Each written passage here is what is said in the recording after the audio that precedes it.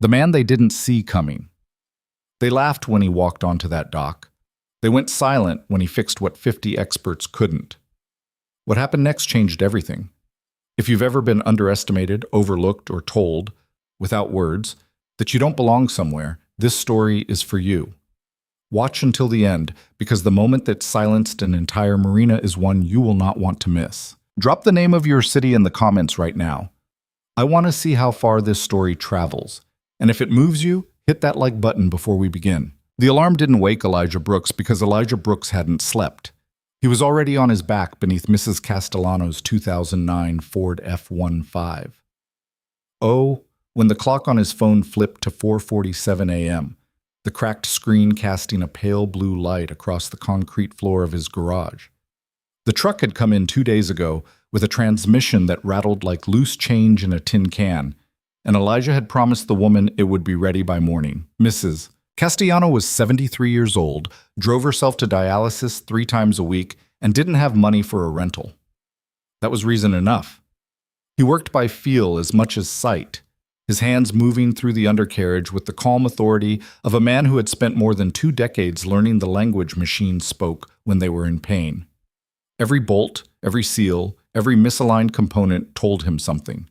He listened. That was the thing about Elijah. He always listened. By 5:30, the truck was done. He slid out from underneath it, sat up on the cold garage floor, and stayed there for a long moment, back against the wheel well, eyes closed, just breathing. The garage smelled like motor oil and metal and old coffee, and somewhere in the house behind the connecting door his daughter was still asleep. He could feel that the way he felt everything, not with his hands, but somewhere lower, in his chest, in the particular quiet of a father who has learned to monitor the world for the one person who matters most. Nia. 10 years old, gap-toothed smile, reading 3 grade levels above her class, already asking questions about the solar system that made her teacher look up answers on her phone. Elijah's whole world in 42 pounds of unstoppable girl. He stood, wiped his hands on a rag that had long since lost the ability to make anything cleaner, and walked through the connecting door into the kitchen. The house was small, a 2-bedroom in Eastfield, the kind of neighborhood where the grocery store had bars on the windows, but the people looked out for each other. He'd bought it 6 years ago, when Nia's mother, Dana, finally made it permanent and left. Bought it because he needed Nia to have a backyard. Needed her to have something stable underneath her feet, even if everything else was shifting. He put on coffee and stood at the kitchen window, watching the sky go from black to dark gray to the pale, uncertain color of early morning. The neighborhood was waking up slowly.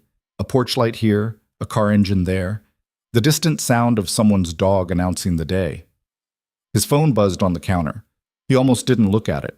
He was tired in the bone-deep way that doesn't respond to rest, the kind of tired that comes from years of carrying things without putting them down. But the number was unfamiliar, with a 415 area code, and curiosity, or maybe desperation, because those 2 things had gotten hard to tell apart, made him pick it up. Mr. Brooks? This is Sandra Osei calling on behalf of Whitmore Marine Group. We were referred to you by Gerald Tate at Bay City Diesel. We have a situation at Harborview Marina, and we need a diagnostic specialist immediately. The job pays $1,500 cash for a single consultation. Can you be here by 8 o'clock? $1,500. Elijah held the phone and did the math the way he always did it. Fast, practical, without sentiment. Nia's orthodontist had called again last week. The consultation alone was $400. The actual braces, the ones she'd been asking about since 2 of her classmates got them, not out of vanity, but because her dentist had said her bite was creating pressure that would cause problems later. Those were going to run close to $3,000. His savings account had $847 in it. The transmission job on Mrs. Castellano's truck would bring in $220. $1,500 was a different kind of number. I can be there by 8, he said. He showered, changed into his cleanest work clothes, dark canvas pants, a gray thermal under a navy button-down, steel-toed boots that had logged more miles than most people's cars, and went to wake Nia. She was already half awake, the way she usually was, lying on her side with a book open on the pillow beside her like it had been reading itself while she slept. She was reading a chapter book about a girl who wanted to be an astronaut. She'd read it 3 times already. Early day, he said from the doorway. I know.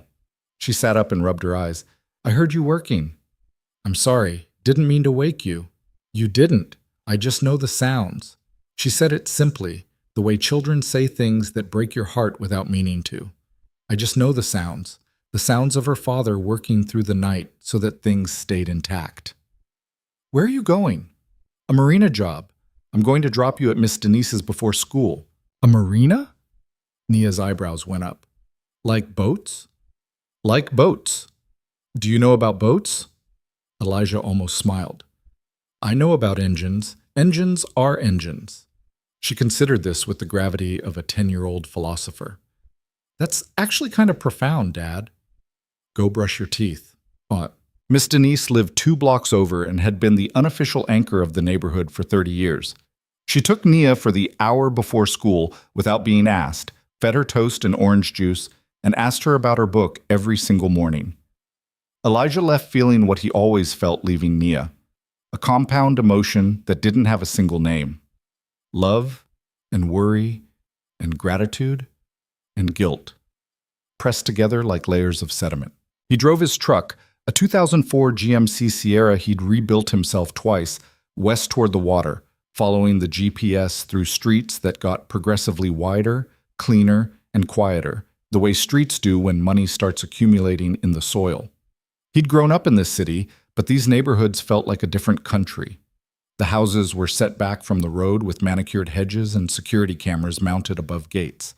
The coffee shops had valet parking. The gas stations didn't have bulletproof glass. Harborview Marina revealed itself at the end of a long private drive. A sweep of blue water and white fiberglass and chrome fittings that caught the early morning sun and threw it back at you like a challenge. Elijah had been to marinas before, but nothing like this. The slips here held vessels that cost more than most people's lifetime earnings. 100-foot motor yachts with names stenciled in gold. Sailing ships with masts like cathedral spires.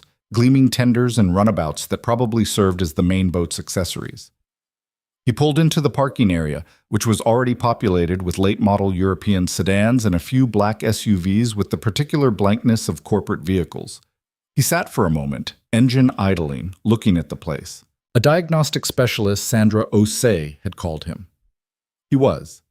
He'd spent 23 years working on engines, diesel, gasoline, hybrid, marine, in shops, docks, construction yards, and his own garage. He'd never advertised. His reputation traveled by word of mouth, person to person, job to job, built out of problems he'd solved that no one else had been able to. Gerald Tate had called him the best diagnostic mind he'd ever seen. Gerald Tate had been fixing marine engines for 40 years and had forgotten more about them than most specialists would ever learn. That was the referral that had brought Elijah here. He got out of the truck. He didn't carry a briefcase or a tablet or any of the accessories that signaled professional legitimacy in the world he was about to walk into. He carried a worn canvas tool bag, a small flashlight, and a notebook. His hands were clean. They were always clean when he showed up to a job. That was something his father had taught him 30 years ago in a different garage in a different city. You show up clean. You show up on time. You let the work speak. The walk from the parking area to the main dock took him past a small group of men in technical jackets, the kind with company logos and a lot of zippered pockets, who were standing around a clipboard and talking in the clipped, precise way of people who billed by the hour. They glanced at him the way people glance at someone who is crossing into a space they're not immediately sure belongs to that person. A half-second assessment, a slight recalibration of posture. Elijah had received that look 10,000 times in his life. He kept walking. The dock itself opened up onto a view that was, objectively, beautiful. The bay spreading out in the morning light, silver and blue and vast, with the city skyline behind it looking like something from a postcard. A few gulls turned lazy circles overhead.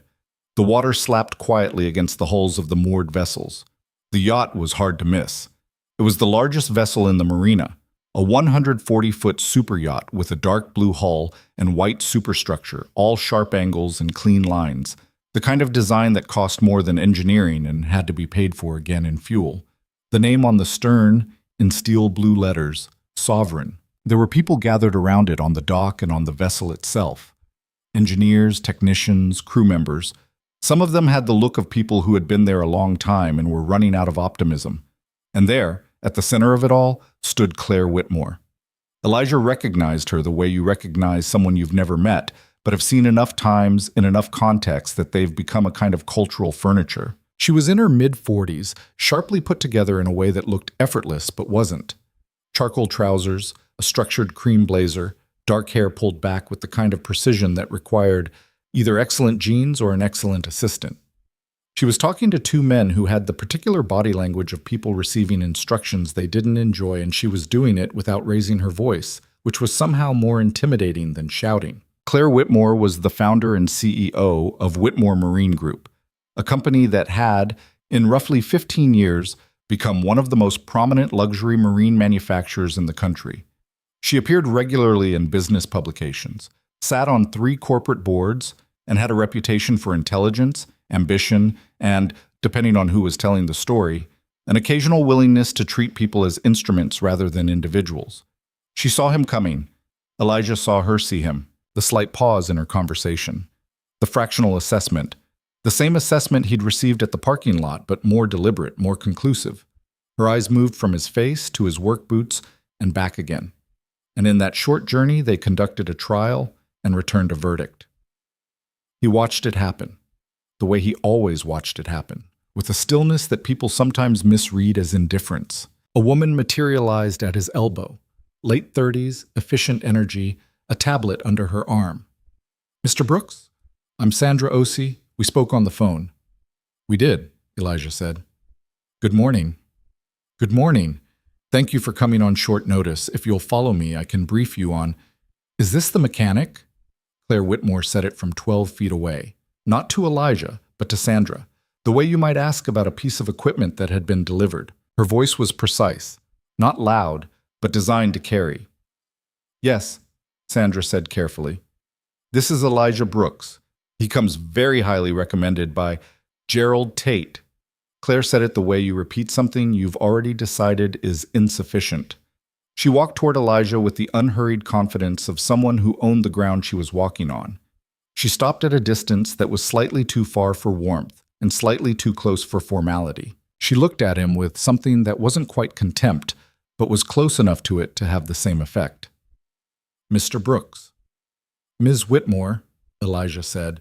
"I'll be honest with you," she said, which in Elijah's experience was usually the introduction to something dishonest. "We have had 53 credentialed marine engineers aboard that vessel in the past 11 days. Engineers with advanced degrees, with manufacturer certifications, with combined experience that spans several centuries. None of them could identify or resolve the propulsion issue. I'm told Gerald Tate thinks highly of you." A pause. "Gerald Tate is a good diesel mechanic."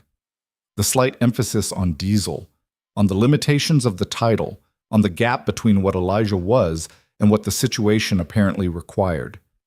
Behind Claire, a few of the engineers had turned to watch. A camera.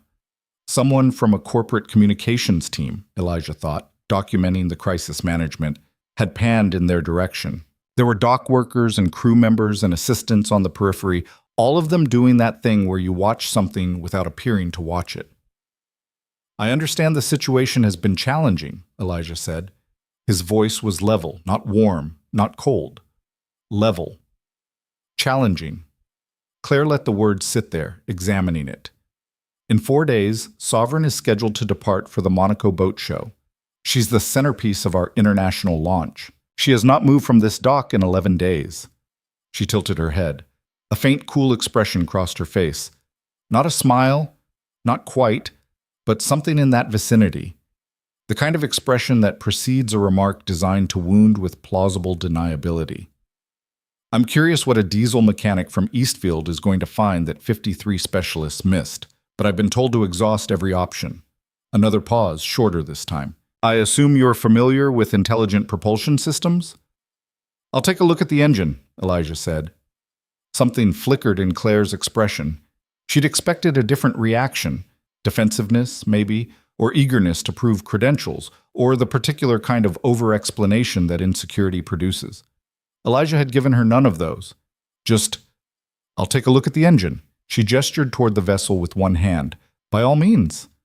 As Elijah moved toward the gangplank, he heard it, quiet, not meant for him, or maybe meant precisely for him. A murmur from somewhere in the gathered group. A short sound, almost a laugh, quickly suppressed. He didn't turn around. He stepped onto Sovereign and felt the yacht move gently under his feet, the water beneath her doing what water does. Indifferent, constant, patient. The deck was immaculate, teak planking with steel inlays, every surface reflecting the morning light. The kind of craftsmanship that cost real money and had cost real people real hours. Elijah appreciated craftsmanship wherever he found it, regardless of what it was attached to. Sandra Osei caught up with him. She was a good person. He could feel that in the way she moved, the way she'd said Mr. Brooks with a slight emphasis of apology, acknowledgement of what had just happened on the dock. The engine room is below deck. I'll take you. The maintenance logs, Elijah said. I want to see the full maintenance history. Everything for the past 18 months. Sandra blinked. The engineers mostly worked from the technical diagnostics. The software read, I'd like the logs, Elijah said. Not harsh, just clear. Of course. I'll pull them up. The engine room of Sovereign was a cathedral to engineering. Twin MTU marine diesels, a network of electronic management systems, propulsion controls that communicated with each other through software sophisticated enough to pilot the vessel with minimal human input. It smelled like warm metal and hydraulic fluid and the particular mineral tang of very expensive machinery. It was cool, carefully climate-controlled, with LED lighting that showed every surface with forensic clarity. Elijah set his bag down and stood in the doorway for a long moment. He did this with every job, the pause before contact. His father had taught him that too. You don't touch anything for the first 5 minutes. You just look. You let the machine tell you what it wants you to see. Most people found it uncomfortable, that pause. They expected urgency. Someone arriving to fix a problem should attack the problem, should demonstrate motion and effort. The pause read as uncertainty, or worse, as the absence of a plan. Elijah didn't have an audience in the engine room, so the pause lasted longer than usual. He looked at the twin diesels, massive and quiet, their injectors and manifolds and cooling systems interlocked in a relationship so complex it had required a software layer to manage. He looked at the propulsion control unit, a black panel to the starboard side that housed the intelligent management system, the brain of the operation. He looked at the wiring harnesses, the hydraulic lines, the sensor arrays. He looked at the places where things had been recently touched, the slight disturbances in dust, the fresh tool marks, the connectors that had been opened and reseated. 53 engineers had touched this machine. Most of them had come in with diagnostic software, connected laptops to the management system's port, read the error codes, and worked backward from the codes to a hypothesis. That was the training. That was the method. Error code tells you where to look. You look there. You find something or you don't. Elijah walked to the port engine and put his hand on it. Not the diagnostic port, the engine itself, the exterior casing near the base. He held it there. Sandra came down the stairs behind him with a tablet. I have the maintenance logs, 18 months, as requested. She handed it to him and watched, curious. What are you? Just getting acquainted, Elijah said. She didn't say anything to that. He took the tablet and began to read. Not scan, read. Every entry, every notation, every date. The maintenance history of Sovereign over the past 18 months was a dense document, full of the abbreviations and technical shorthand of marine engineering, and most people would have read it looking for specific flags, specific problems. Elijah read it the way he read everything, the way you read a letter from someone who might be hiding something, looking not just for what was said, but for what wasn't. He found it 40 minutes in. It was a single entry, 11 months ago. A scheduled recalibration of the base propulsion alignment, a procedure the intelligent management system required every 14 months to reset its compensatory parameters. The entry noted that the recalibration had been deferred pending executive schedule confirmation and marked for completion at the next available maintenance window. He scrolled forward. There was no completion entry. Elijah put the tablet down on the engine casing and stood very still for a moment. Then he crouched down and looked at the base mounting of the port engine, the physical anchor point where the engine connected to the hull structure through a series of vibration-dampening mounts. He got out his flashlight and looked more carefully. It was subtle. 11 months of subtle. A misalignment in the base mount that was, by itself, within tolerances. Barely, but within them. Except that the intelligent propulsion system had been compensating for it. For 11 months, the management software had been making micro-adjustments to torque distribution and fuel delivery to account for the slight deviation, because that was what it was designed to do. It was designed to compensate for minor variances and keep the system running smoothly. The problem was that the compensation had been accumulating. Every micro-adjustment built on the previous one. Over 11 months, the system had drifted so far from its original calibration baseline that it was now compensating for its own compensations. Running in a recursive loop that was generating cascading errors that no single diagnostic could trace because they were the product of time, not a single failure. The 53 engineers had each looked at the current state of the system and tried to find the problem there. None of them had looked far enough back. None of them had read the maintenance logs the way you read a letter from someone who might be hiding something. Elijah straightened up and looked around the engine room one more time. "All right," he said to nobody. He got out his notebook and wrote down a sequence of steps. Manual realignment of the base mount to specification. Full reset of the management system to factory calibration baseline. Restart. That was it. That was the whole answer. He looked at his watch. It was 9:14 a.m. He'd been aboard for roughly 50 minutes. But when he came back up on deck, the gathering on the dock had grown.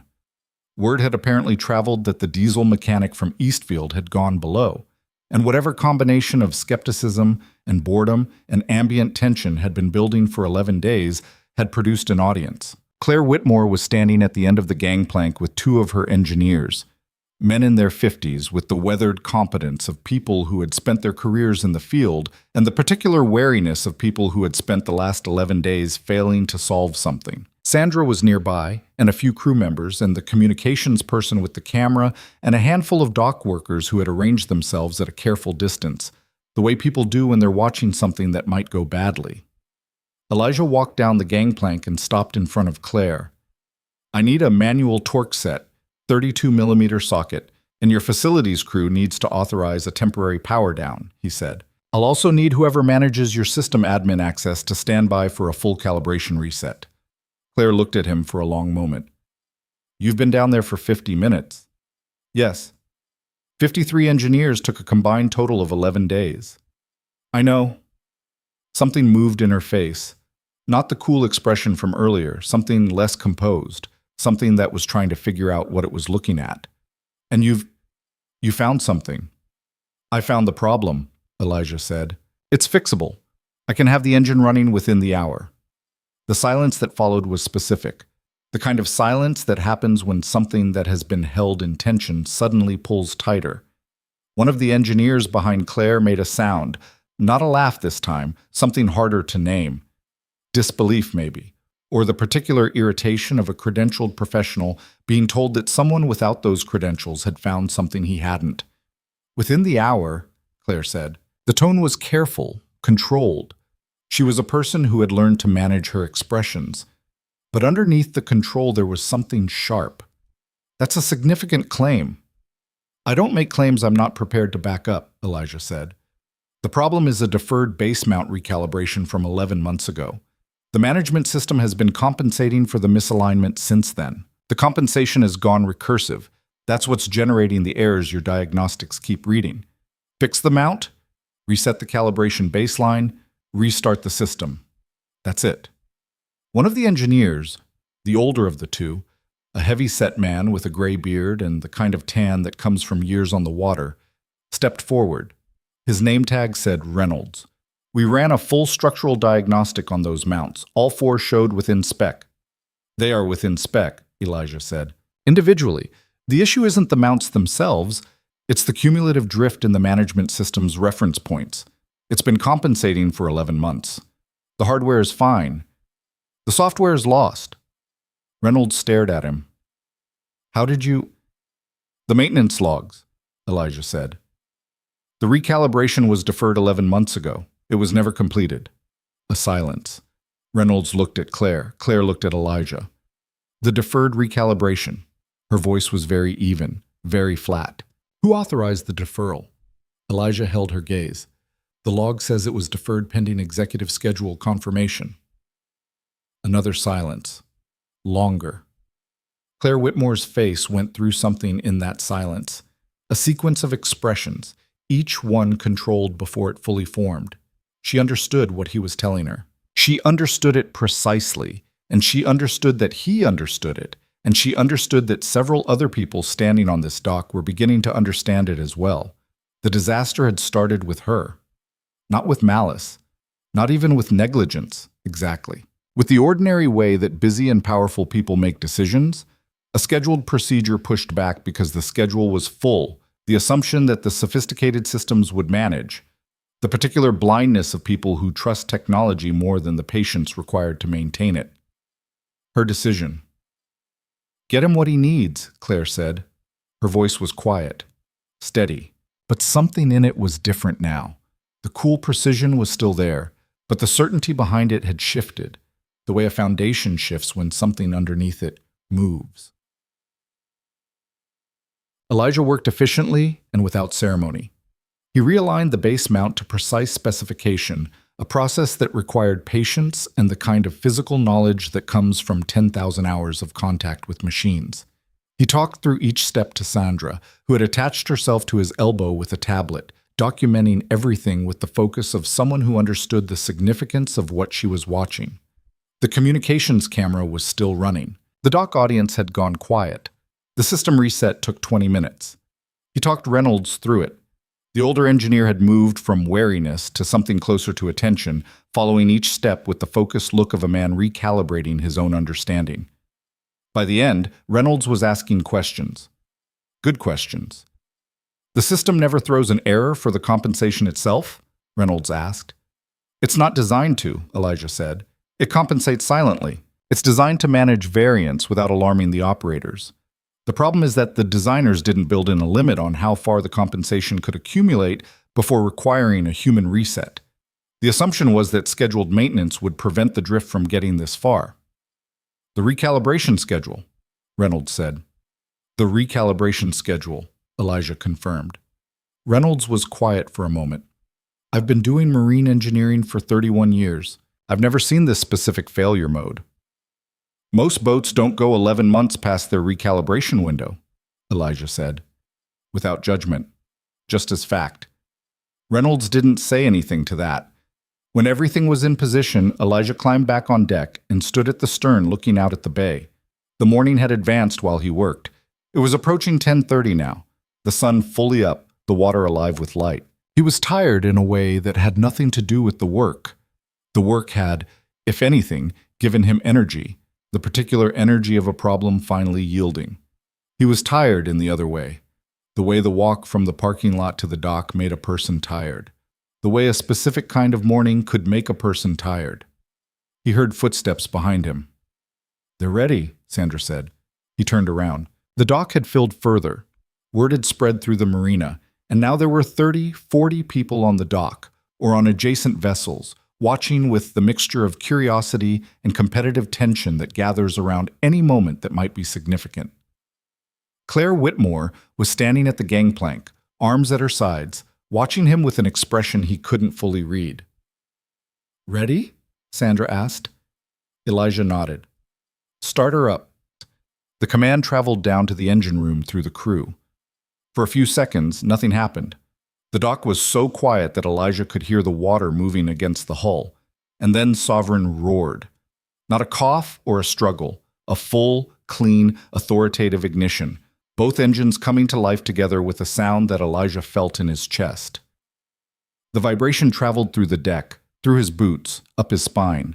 The propulsion system's status lights on the bridge, visible through the window, went from red to green. The silence that followed the engine noise was a different kind of silence, the kind that happens after something impossible becomes possible. Someone on the dock started to clap. One person, then two, then a cascade that went around the gathered group unevenly, some people joining enthusiastically, some more slowly, some not at all. One of the dock workers let out a sharp, involuntary sound, something between a laugh and a shout. Reynolds, standing at the engine room hatch, emerged back onto deck. He looked at Elijah with an expression that had moved entirely out of the territory of professional competition and into something more honest. He extended his hand. Elijah shook it. "I owe you an apology," Reynolds said quietly, "for earlier. The way some of us—" "You don't," Elijah said. "You came to do a job. So did I." Reynolds held his gaze for a moment, then nodded. Elijah picked up his canvas bag from where he'd set it by the rail. He checked that everything was inside. Tools, flashlight, notebook. He zipped the bag closed. He was tired, and he had Mrs. Castellano's truck to call about, and Nia got out of school at 3:15, and he wanted to be there, and he had a transmission job coming in Friday that he needed to price. He walked back down the gangplank. Claire Whitmore was waiting at the bottom. Her arms were still at her sides. Her expression had settled into something quieter, something stripped of the performance of certainty that had characterized it earlier. She looked, briefly, like a person. Not a CEO, not a brand, not a category, but a person standing on a dock in the morning sunlight, reckoning with something. "Mr. Brooks," she said. "Ms. Whitmore." She looked at him for a moment without speaking. Then, "1,500 was the agreed amount." "It was." A pause. "That's not sufficient for what you've... for the work. I'll have Sandra arrange..." "1,500 is what we agreed," Elijah said. "That's what I'd like." She studied him. "Why?" He thought about it, or maybe he didn't need to think about it. Maybe it was just already there. The answer, the way the answer to a mechanical problem is always already there, waiting for someone to look in the right place. "Because that's what the work is worth," he said. "Not what the situation is worth. Not what the embarrassment costs. The work. 1,500. Something crossed her face. Complicated. He didn't stay long enough to try to read it. He walked toward the parking lot. Around him, the marina was beginning to return to its ordinary rhythms. Boats rocking gently, water moving, seagulls calling in the distance. The morning light had gone from silver to gold, the kind of light that made everything look cleaner than it was. His boots made no particular sound on the dock. They never had. They were just boots, worn and serviceable, purchased for function and resold twice. They had walked him through 2 decades of engine rooms and garage floors and job sites. They had carried him to places where people looked at them and decided things. He got in his truck, put it in reverse, and backed out of Harborview Marina. On the drive back toward Eastfield, he passed back through those progressively narrowing streets, back through the neighborhood where the coffee shops didn't have valet parking, back toward the garage that smelled like motor oil, and the house where his daughter had been reading about a girl who wanted to be an astronaut. His phone rang. Sandra Osei. "Mr. Brooks, I'm arranging the payment. Where should I send it?" He gave her the information. "There's something else," Sandra said, and her voice had changed, shifted from the professional efficiency of earlier into something more personal, more careful. "There's the recording from this morning. I don't know if you're aware, but several people were filming. It's already on social media. It's moving quickly." Elijah was quiet for a moment. "Mr. Brooks, I want to say, personally, not on behalf of the company, what happened on that dock this morning, the way Miss Whitmore spoke to you when you arrived, that wasn't..." She stopped. "I'm sorry. I wanted you to know someone noticed." "I know someone noticed," Elijah said quietly. "Thank you, Sandra." He put the phone down on the passenger seat and drove home through the gold morning, thinking about Nia's braces and Mrs. Castellano's truck and the way a machine that had been compensating for a mistake for 11 months could still, with the right correction, come back to life whole. The video had 11,000 views by the time Elijah got home. He didn't know that yet. He was standing in his kitchen, eating leftover rice and beans over the sink, the way he ate when Nia wasn't there to require him to sit down at the table, like a civilized person, scrolling through his phone with one thumb and reading a text from Gerald Tate that said, "Heard you made quite an impression this morning. Call me." Elijah put the phone face down on the counter and finished eating. He washed the bowl and the spoon and set them in the drying rack. He poured himself a glass of water and drank it standing at the kitchen window, looking out at the backyard where Nia's bicycle was propped against the fence, slowly rusting in the mild weather because she kept forgetting to bring it inside, and he kept forgetting to remind her. The ordinary minutes of an ordinary Tuesday. He called Gerald. Gerald Tate picked up on the second ring, and Elijah could hear immediately from the quality of the old man's voice that he'd already seen something. Gerald was 71 years old and had the disposition of a man who had spent decades watching talented people be ignored and had developed a specific kind of anticipatory satisfaction for the moments when the world corrected itself. Elijah. Gerald. You fixed the Sovereign. I did. In under an hour. Little under, yeah. A pause that contained multitudes. Son, do you know what's on the internet right now? Sandra mentioned something.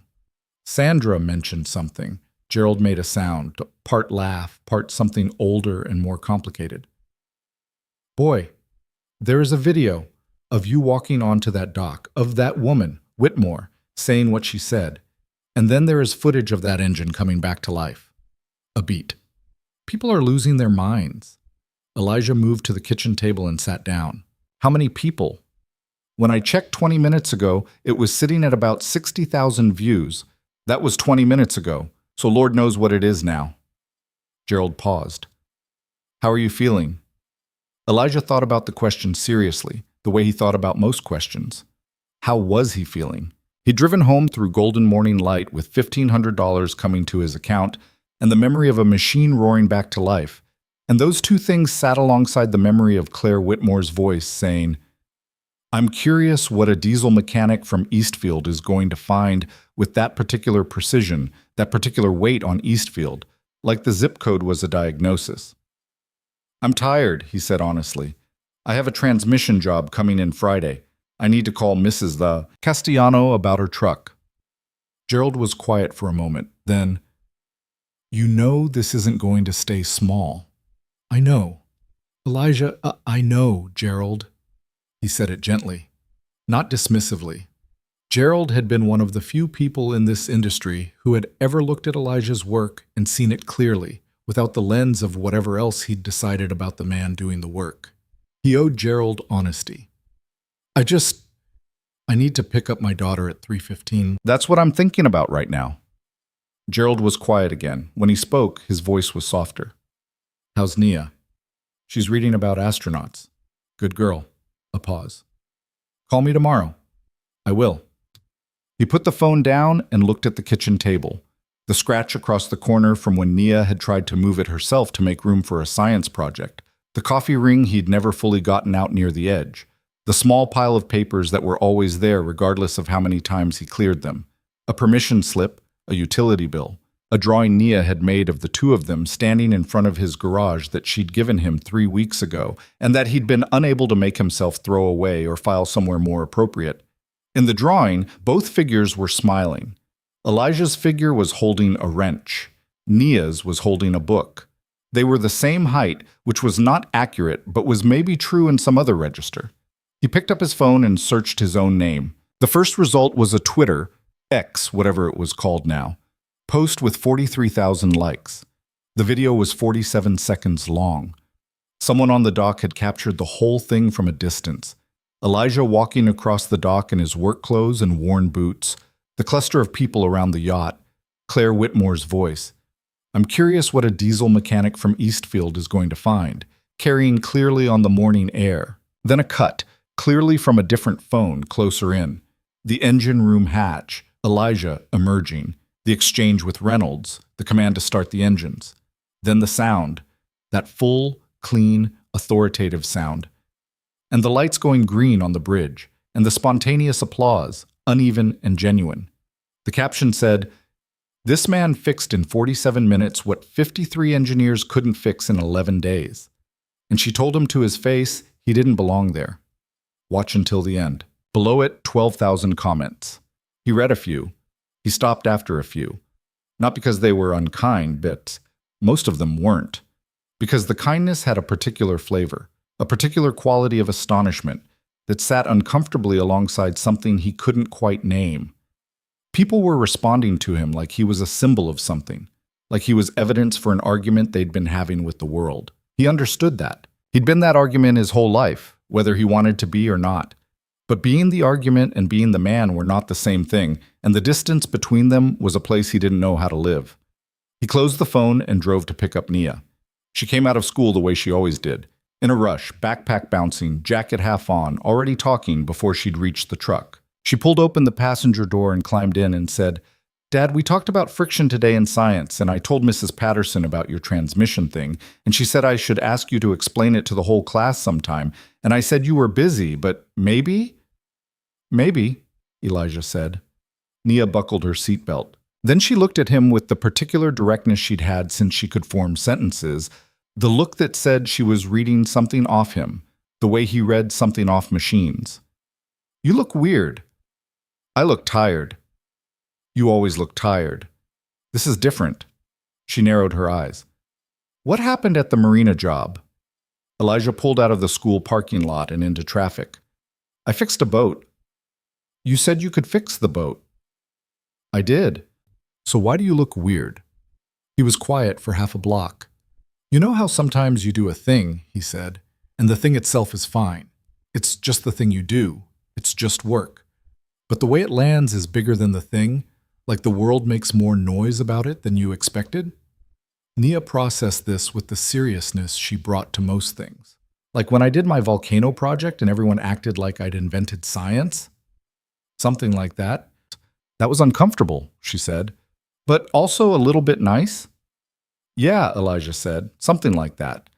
She looked at him for another moment, then opened her backpack and took out the astronaut book. She read for the rest of the ride home, and Elijah drove, and the afternoon light came in through the windshield at the angle it came in at this time of year, low and warm and slightly sideways, the kind of light that made the ordinary streets of Eastfield look, briefly, like something worth painting. By the time they got home, the video had 400,000 views. Elijah found that out because Gerald texted him a screenshot without comment, and then his phone began ringing in a way it had never rung before. Numbers he didn't recognize, a 212 area code, a 310 area code, a journalist whose name he recognized from a magazine that sat in the waiting area of his dentist's office. He silenced them all and helped Nia with her math homework and made chicken and rice for dinner, and ran a bath and sat on the edge of the tub while she told him about a disagreement she'd had with her best friend Amara that had something to do with a borrowed eraser and a larger philosophical dispute about ownership that had apparently been building for weeks. "Amara said it was hers because she bought it," Nia said from under the bubbles, "but she gave it to me. So now it's mine." "Did she give it to you or let you borrow it?" Nia's face did something complicated. "She said here, and I took it. That's maybe a borrow." "It has been 3 weeks, Dad." "A long borrow." Nia sank lower in the bubbles. "This is not the ruling I was hoping for." Elijah almost laughed, a real laugh, not the performative kind, the kind that comes from the chest and is surprised to find itself there. Nia heard it and looked up and grinned, the gap-toothed grin that he had loved since the first time he'd seen it, when she was 2 years old and had discovered that the sound of a wrench hitting concrete was funny. He got her to bed at 8:30. She asked him to read to her, which she still sometimes asked for at 10, though less often than she used to, and he read 2 chapters of the astronaut book in the voice he used for reading. Slightly different from his regular voice, warmer, more deliberate, and she was asleep before the second chapter was done. He went back to the kitchen. He sat at the table with his phone. 2 million views. The number sat there on the screen and didn't mean anything to him, not in a way he could feel. He understood intellectually that it was large. He understood that large numbers on a screen had become the currency of significance in the world his daughter was growing up in.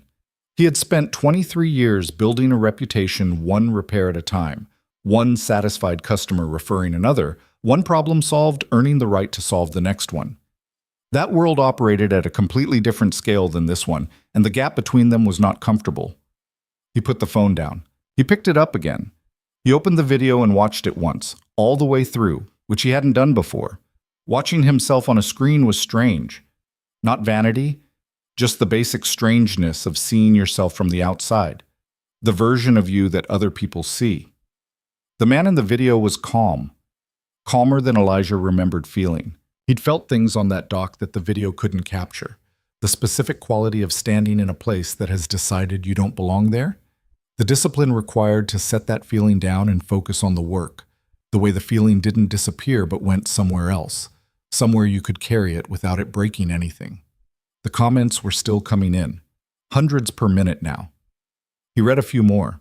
A woman in Atlanta had written, "My father was a mechanic for 40 years, best diagnostic mind in 3 counties. They gave the shop foreman job to a 26-year-old who'd never changed a tire." This video made me cry. A man in Detroit. "I've been in the trades for 20 years. This is every single day for us. This is the whole story, right here." A college student. "We spend so much time deciding who looks right for the room before we ever let anyone show us what they can do." A dock worker who identified himself only by his screen name. "I was standing on that dock. I want everyone to know the silence when that engine started was one of the most beautiful things I've ever heard." Elijah read that last one twice. He set the phone down on the table and sat in the quiet of the kitchen and thought about the silence. He'd heard it too. The way the Marina had gone completely still when the engines roared to life, every sound absorbed into the moment, a collective breath held and then released. He'd felt it in his chest, not with satisfaction exactly, but with something adjacent to it. The particular feeling of a thing that needed doing finally being done. His phone buzzed again. A different number this time. A 415 area code, like the original call from Sandra, but not Sandra's number. He stared at it for a moment, then answered. "Mr. Brooks?" Claire Whitmore's voice was the same, precise, controlled, but something underneath it was different, quieter. "I apologize for calling this late." Elijah looked at the clock. It was 9:47. "It's fine," he said. "I wanted—" She stopped. There was a pause that felt uncharacteristic, like watching a very practiced performer lose the thread. "I wanted to say that what I said this morning on the dock was not acceptable. I'd like to apologize." Elijah was quiet for a moment. He thought about what Gerald had said. This isn't going to stay small. And the 47-second video, and the 2 million people who had watched it, and the comments about fathers who spent 40 years being overlooked. He thought about Claire Whitmore standing at the bottom of the gangplank with her arms at her sides and the complicated expression on her face. He thought about the way an apology can be a genuine thing and a strategic thing at exactly the same time, and how those two things aren't mutually exclusive, and how the coexistence of them doesn't automatically make either one false. "All right," he said, a pause.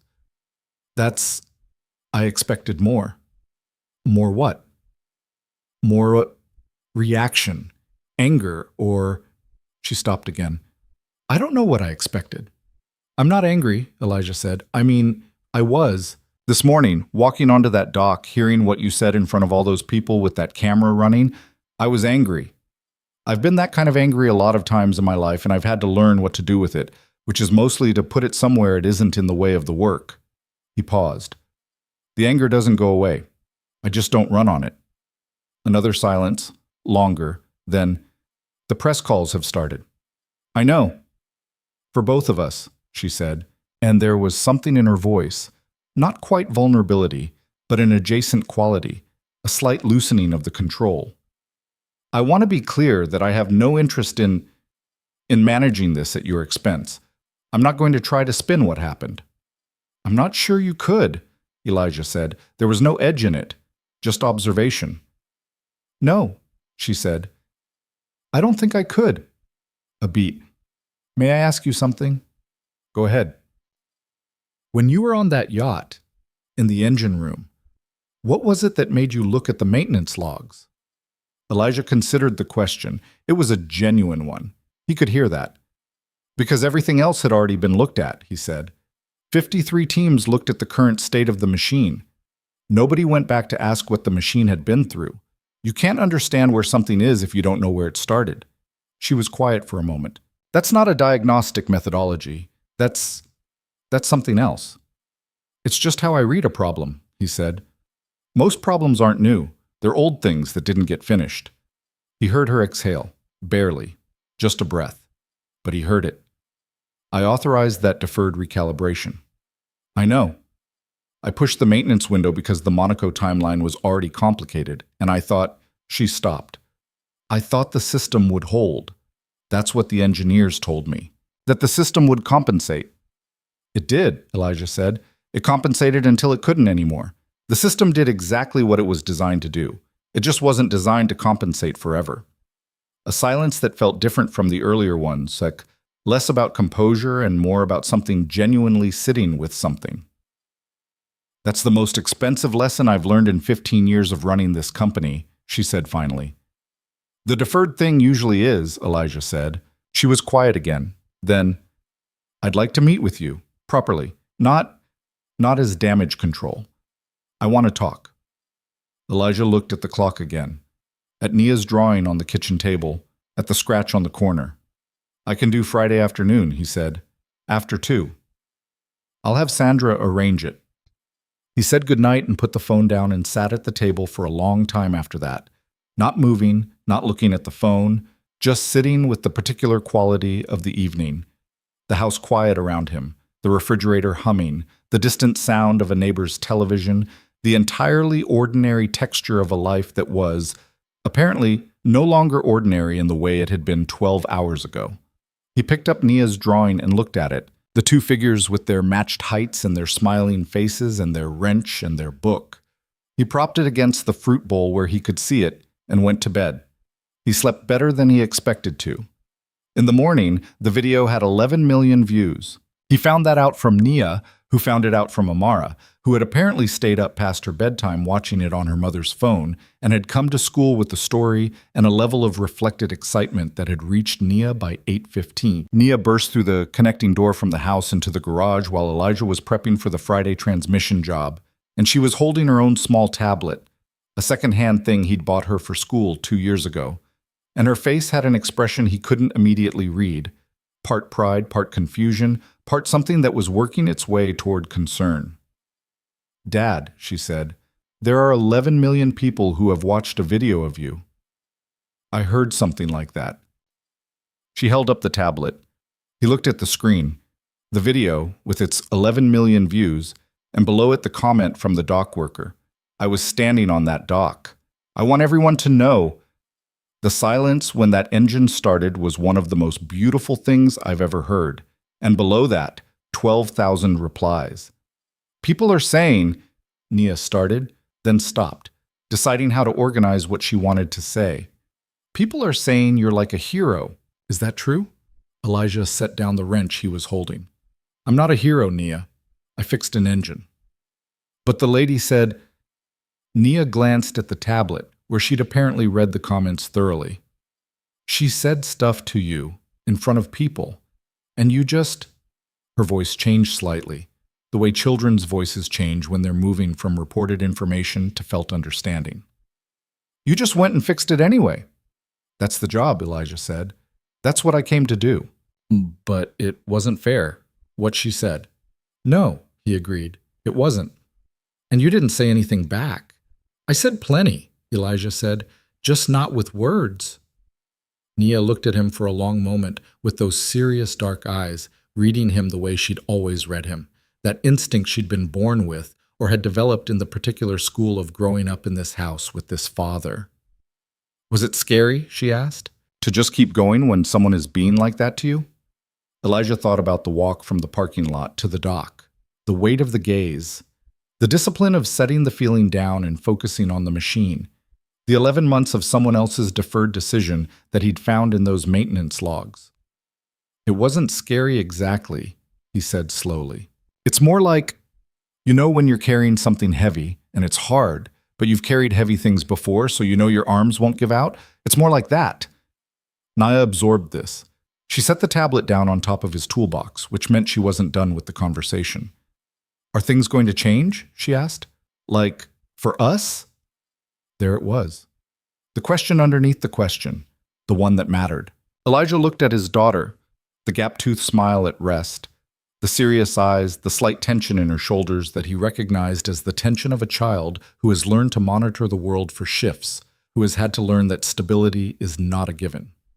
He'd put that tension there, he knew, not through cruelty, but through the ordinary difficulty of a single-parent household held together by skill and discipline and the stubborn refusal to let things fall. I don't know exactly what changes, he said, but I know that we're okay. That's not changing. You understand? She nodded. Slowly, then more firmly. Okay. Now go get your backpack. You're going to miss the bus. She grabbed the tablet and ran back through the connecting door, and Elijah stood alone in his garage for a moment, hand resting on the hood of the car he was working on, and let himself feel the question she'd asked. Are things going to change? He didn't know.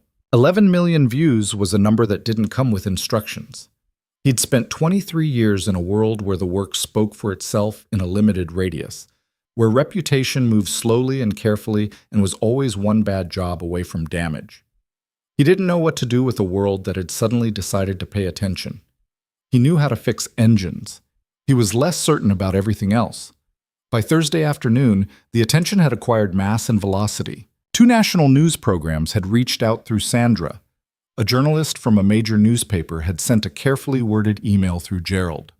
A podcast, the kind with several million subscribers that covered stories of unexpected expertise and systemic inequity, according to its website, had offered him a spot on their next episode.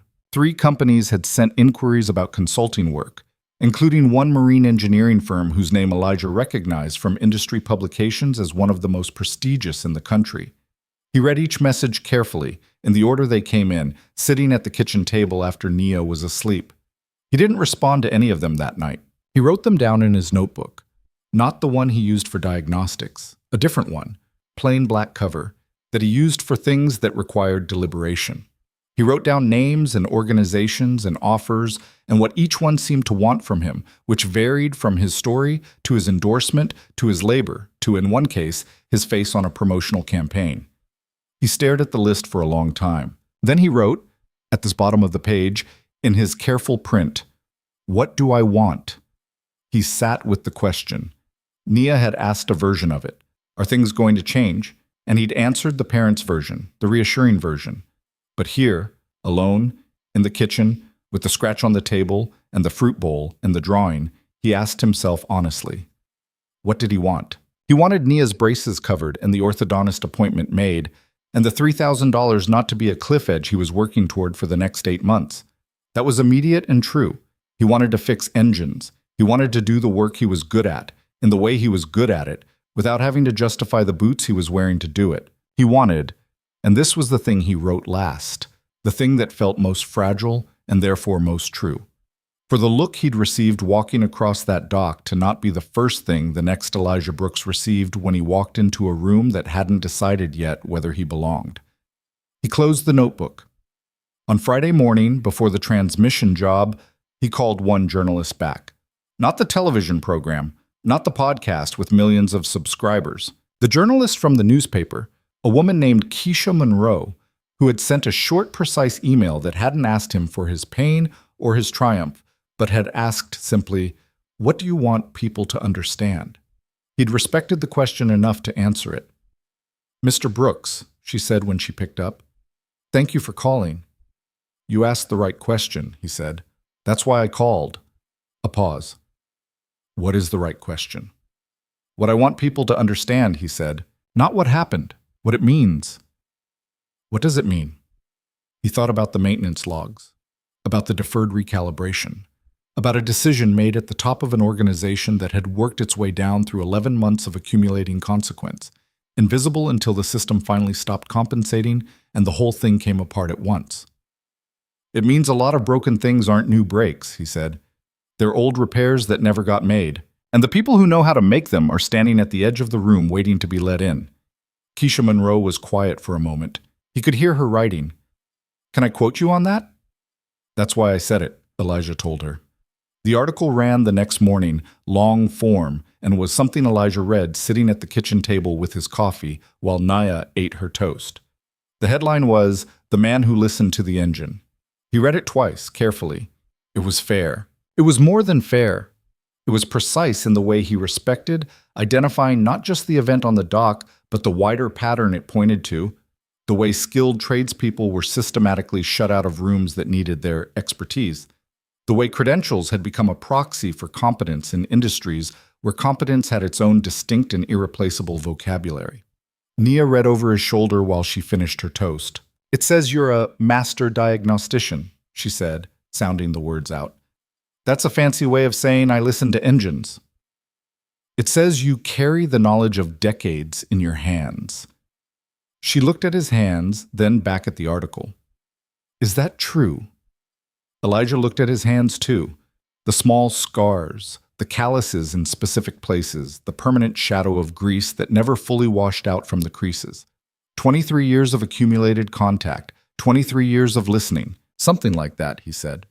I think it's a good article, Nia said, with the authority of someone who had read a great many things and had opinions about all of them. I think so too, he said. He folded the newspaper. He'd bought an actual physical newspaper at the corner store that morning, which he hadn't done in years because some things deserve to exist on paper, and put it on top of the drawing in the fruit bowl area of the table that had become apparently his archive of things worth keeping. He finished his coffee. He heard Nia running through the house collecting the things she always forgot: her water bottle, her library book, one specific hair tie that no other hair tie could substitute for. He had a transmission job to finish.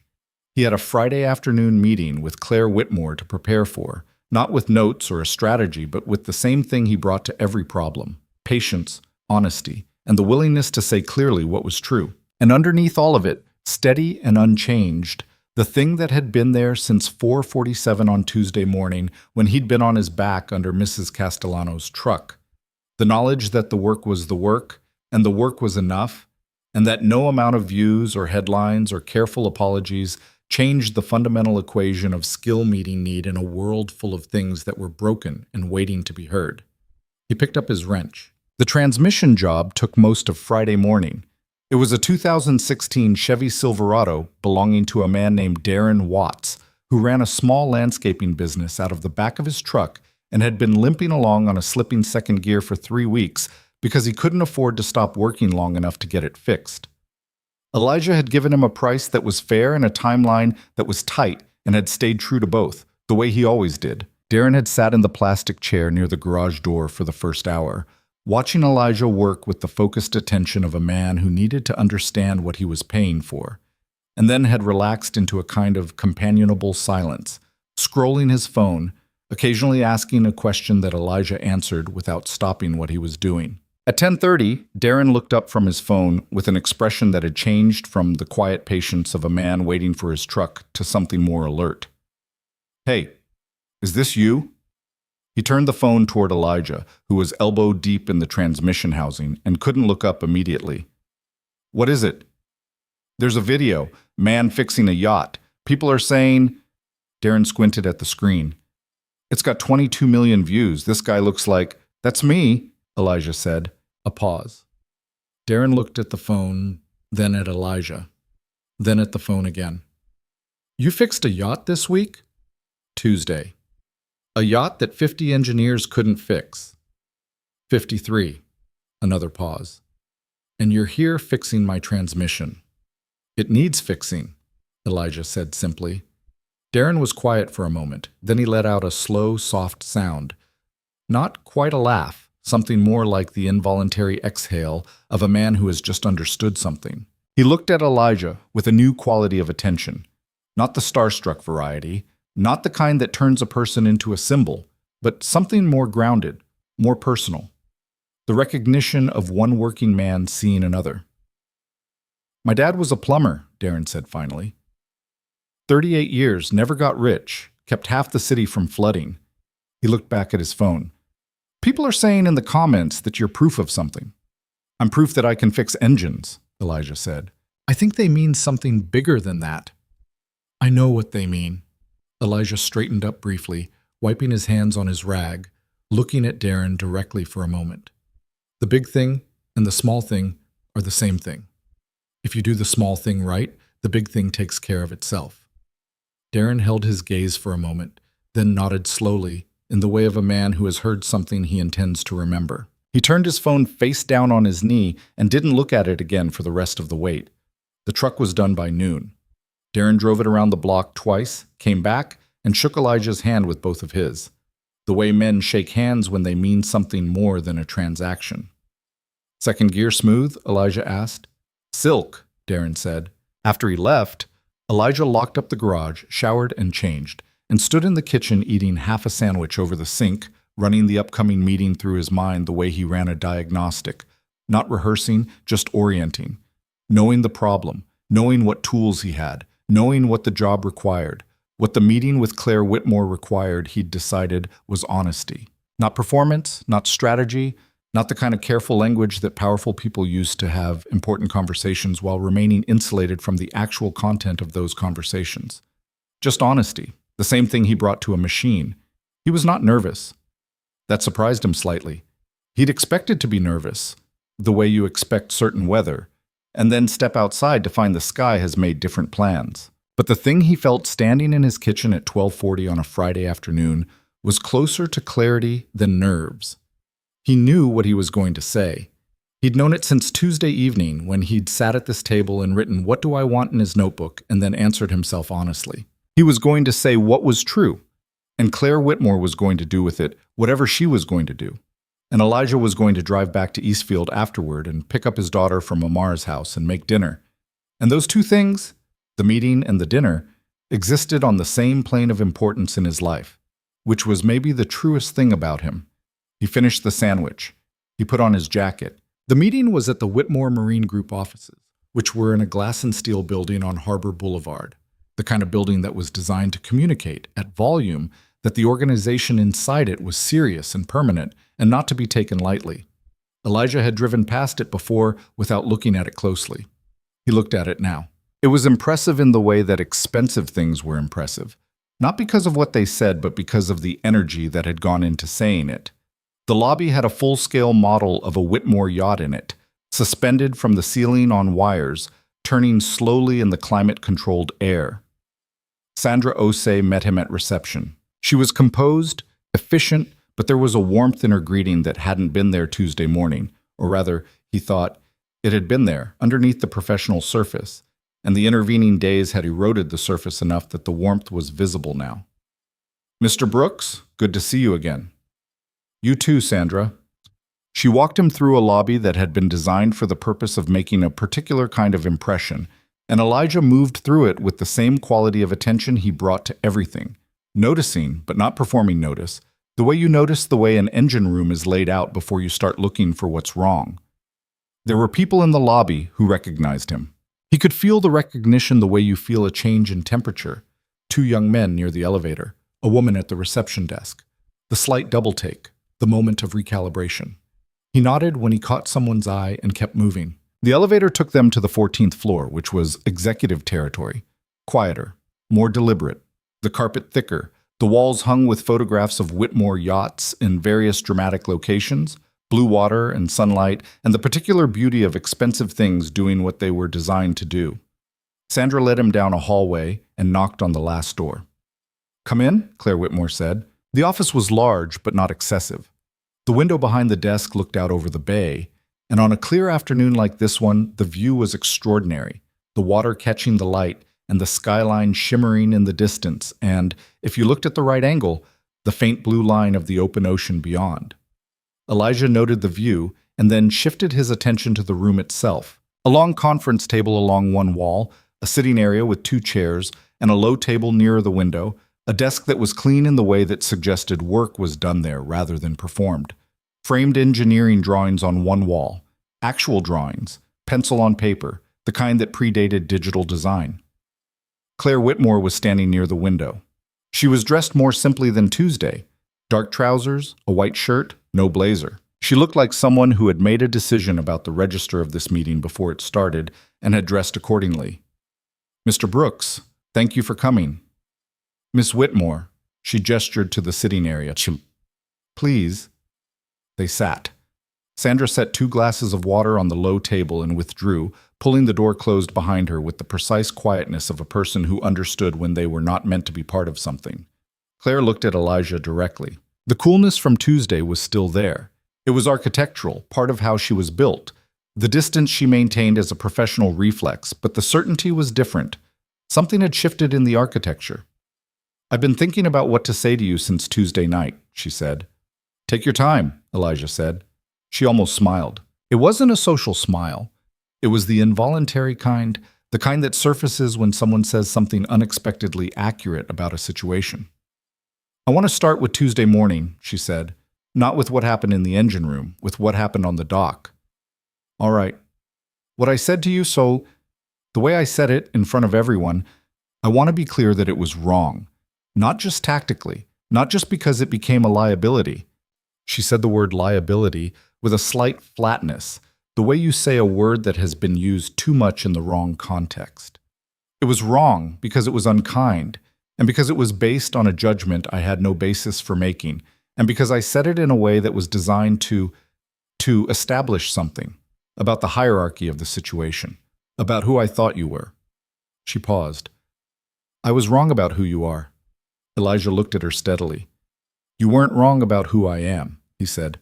You were wrong to think that who I am, the boots, the zip code, the shop, you were wrong to think that those things told you what I was capable of. She held his gaze. Yes, she said, that's exactly what I mean. People make that call in about 4 seconds, Elijah said. Most of the time, they don't even know they're making it. It's not always malice. Sometimes it's just habit. The habit of a world that has organized itself a certain way for a long time. I know, she said. I've been thinking about that. About how much of Tuesday morning was deliberate and how much was habit. A beat. I'm not sure the distinction matters to the person on the receiving end. It doesn't, Elijah said. Not in the moment, but it might matter for what comes after. She leaned forward slightly. What do you mean? Malice doesn't change, Elijah said.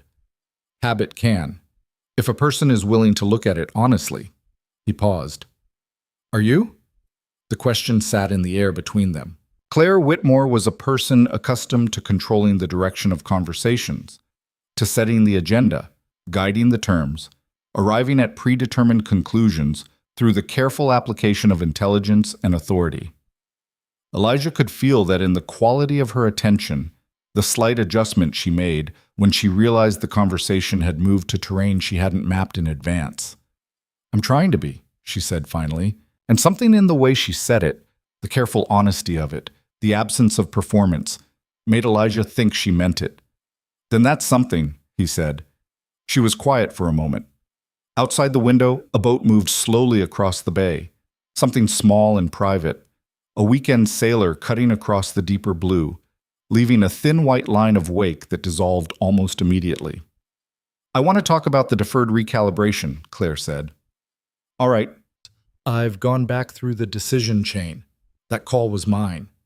My assistant flagged it for schedule confirmation, and I pushed it back and it fell through the follow-up process.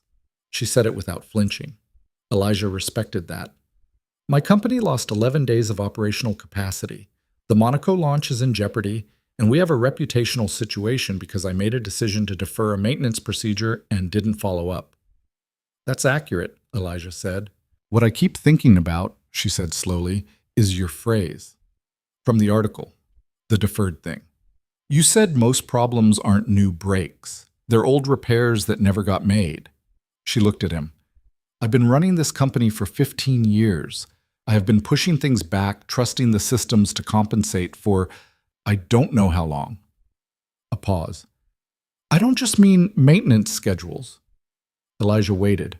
We have had opportunities, she said, to bring in people who don't look like the people we typically bring in, into our engineering teams, our technical programs. We've had partnerships proposed with trade organizations, community colleges, workforce development programs. Every time the conversation happened at the margins of something more urgent and got pushed back. There was always a reason. She looked at the table. There was always a reason. Elijah felt something shift in the room, the quality of the conversation becoming something different, more real, the way a machine sounds different when it's finally running true. How long have you known that? He asked. I've known it, she said. I've known it in the way you know something you filed under for later, for when the urgent things quieted down. She looked up. The urgent things don't quiet down. You know that. I do. So it was a deferred recalibration, she said. Plural.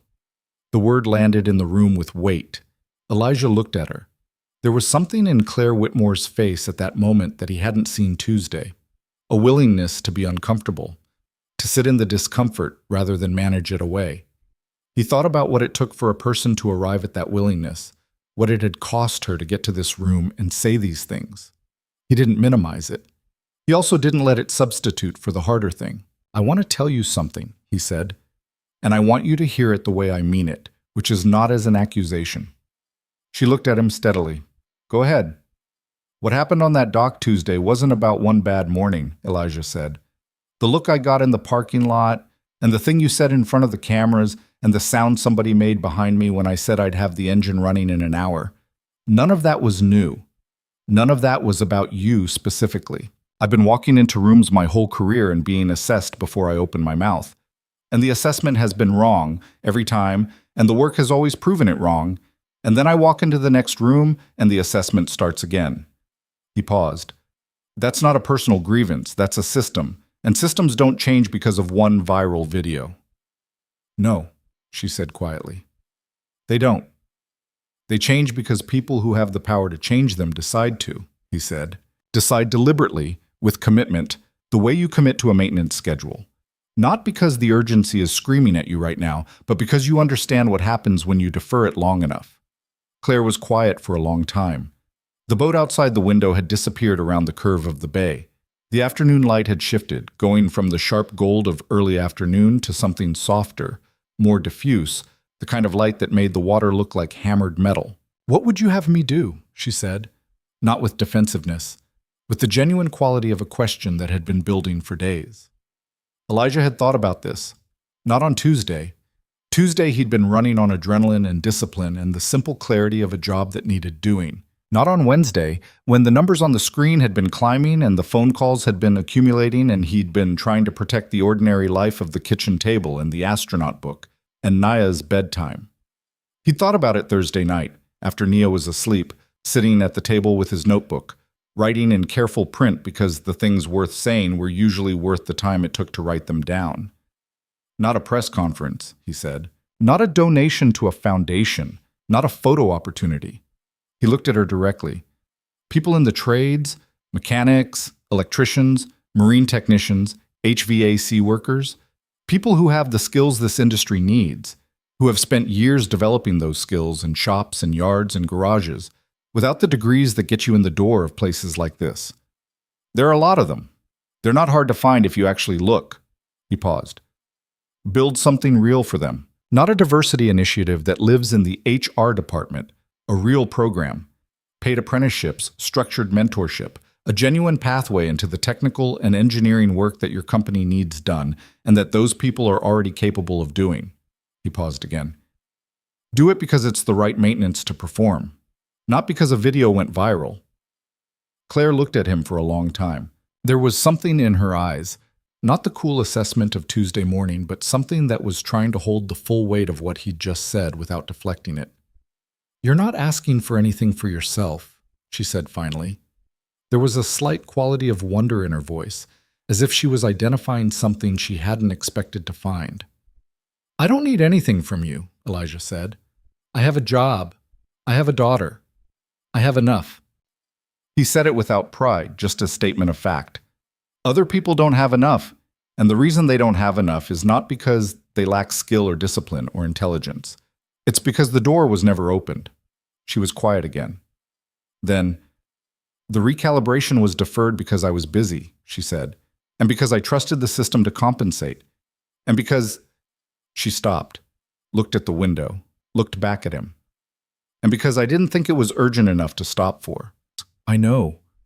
"People," she said softly. "I didn't think it was urgent enough to stop for people." She said it like she was hearing it for the first time, which maybe she was. The language of machines and the language of institutions sometimes needed a long approach before they converged on the same truth. "The system compensates," Elijah said. "For a while. Then it doesn't." She nodded slowly. Something had settled in her face. The restlessness that had been there since he walked in had quieted into something more resolute. "I want to do this," she said. "The program. I want to build it properly." "Then build it properly," Elijah said. "Get the right people in the room to design it. Not the people who've been in every other room. The people you've been deferring." "I'll need guidance," she said. "On how to find them. On what they actually need versus what people assume they need." She paused. "Would you be willing to consult on the design, properly compensated? Not as a figurehead. I mean your actual knowledge of how this workforce operates, what the real barriers are." Elijah thought about it for a moment. I'd want to see it structured seriously before I put my name to anything, he said. And I'd want it clear that my involvement is about the program, not the publicity. Agreed, she said immediately. And I'd want input from people in the trades, not just me, people who've been on the other side of the door longer than I have and understand the shape of it better. Agreed. He looked at her. Then, yes, I'll help design it. Something moved across Claire Whitmore's face, relief, and something harder to name. The particular expression of a person who has been carrying the weight of a decision not yet made and has finally, in this room, made it. She exhaled. Thank you, she said. I mean that in a way that has nothing to do with publicity. I know, Elijah said. That's why I said yes. They talked for another 40 minutes, not in the careful register of damage control, but in the practical language of people trying to figure out how to build something real. Claire had questions that were specific and substantive about the barriers that kept skilled tradespeople out of formal credentialing pathways, about the difference between a program that looked good in a press release and one that actually changed the trajectory of a working life, about what commitment looked like from the inside of an organization versus what it looked like in the brochure. Elijah answered as honestly and specifically as he could, drawing on 23 years of watching the industry from its edges, from shops and docks and garages, from the vantage point of a man who had always been capable of more than the room he was allowed in. At one point, Claire said, "Can I ask you something personal?" "You can ask," Elijah said. "When you were on that dock, after I said what I said, what were you actually feeling?" Elijah looked at the window. The light outside had gone further toward evening. The bay was going from blue to gray blue, the water deeper and quieter. "Anger," he said, "which I told you about, and something underneath it that's harder to name." He paused. "You know when you're doing a job and someone keeps interrupting you to tell you that you're doing it wrong before they've seen you do anything? And you have to keep making the decision to set that down, to not let it into the part of your attention that the work needs?" "Yes," she said. And he believed she did, that she'd experienced some version of that in different rooms for different reasons. Everyone who'd ever cared about their work had experienced it. "It's exhausting," he said. "Not the anger, the management of it, the decision, over and over, to not let it be the thing you're running on." He looked at her. "The people your program would serve, they're making that decision every day. In every job site and shop floor and application they fill out that goes nowhere. The exhaustion is the part nobody talks about." Claire was quiet for a moment. Then she said something he didn't expect. "I'm sorry, not just for Tuesday, for being part of the system that made that decision necessary in the first place." It was the right apology. Not the managed one from the phone call, not the liability-conscious one, the actual one, the kind that comes from having genuinely reckoned with something. Elijah received it as it was given. "I appreciate that," he said. And he meant it. He left the building at 4:15. He stood on Harbor Boulevard for a moment in the late afternoon air, which had the slight chill that came off the bay this time of year, the smell of salt and diesel, and the particular urban smell of a working waterfront. People moved past him on the sidewalk, purposeful and anonymous, the ordinary commerce of a Friday afternoon in a city that had no idea what had been decided in an office above it 40 minutes ago. He called Nia to tell her he was on his way. She picked up on the second ring, her voice carrying the particular energy of a 10-year-old who has had a full Friday and still has fuel left over. "Dad, Amara's mom made pupusas and she sent some home for us." That was kind of her. She said it was because of the video. She said her cousin in Maryland saw it. Elijah started walking toward his truck. "Tell her thank you." "I already did." A pause. "How was the meeting?" "Good," he said. "I think it was good. Did she apologize?" "She did." "Was it a real apology or a fake one?" Elijah unlocked his truck and got in. The engine turned over on the first try, the way it always did. He'd built this truck to start right the first time, because some things in life needed to be reliable. "Real," he said. "Okay," Nia said, satisfied. "Good. I'll be there in 20 minutes. Must see?" He drove back through the city toward Eastfield, the same route in reverse. The wide streets narrowing, the buildings changing character, the air changing slightly, the neighborhood reasserting itself around him as he got closer to home.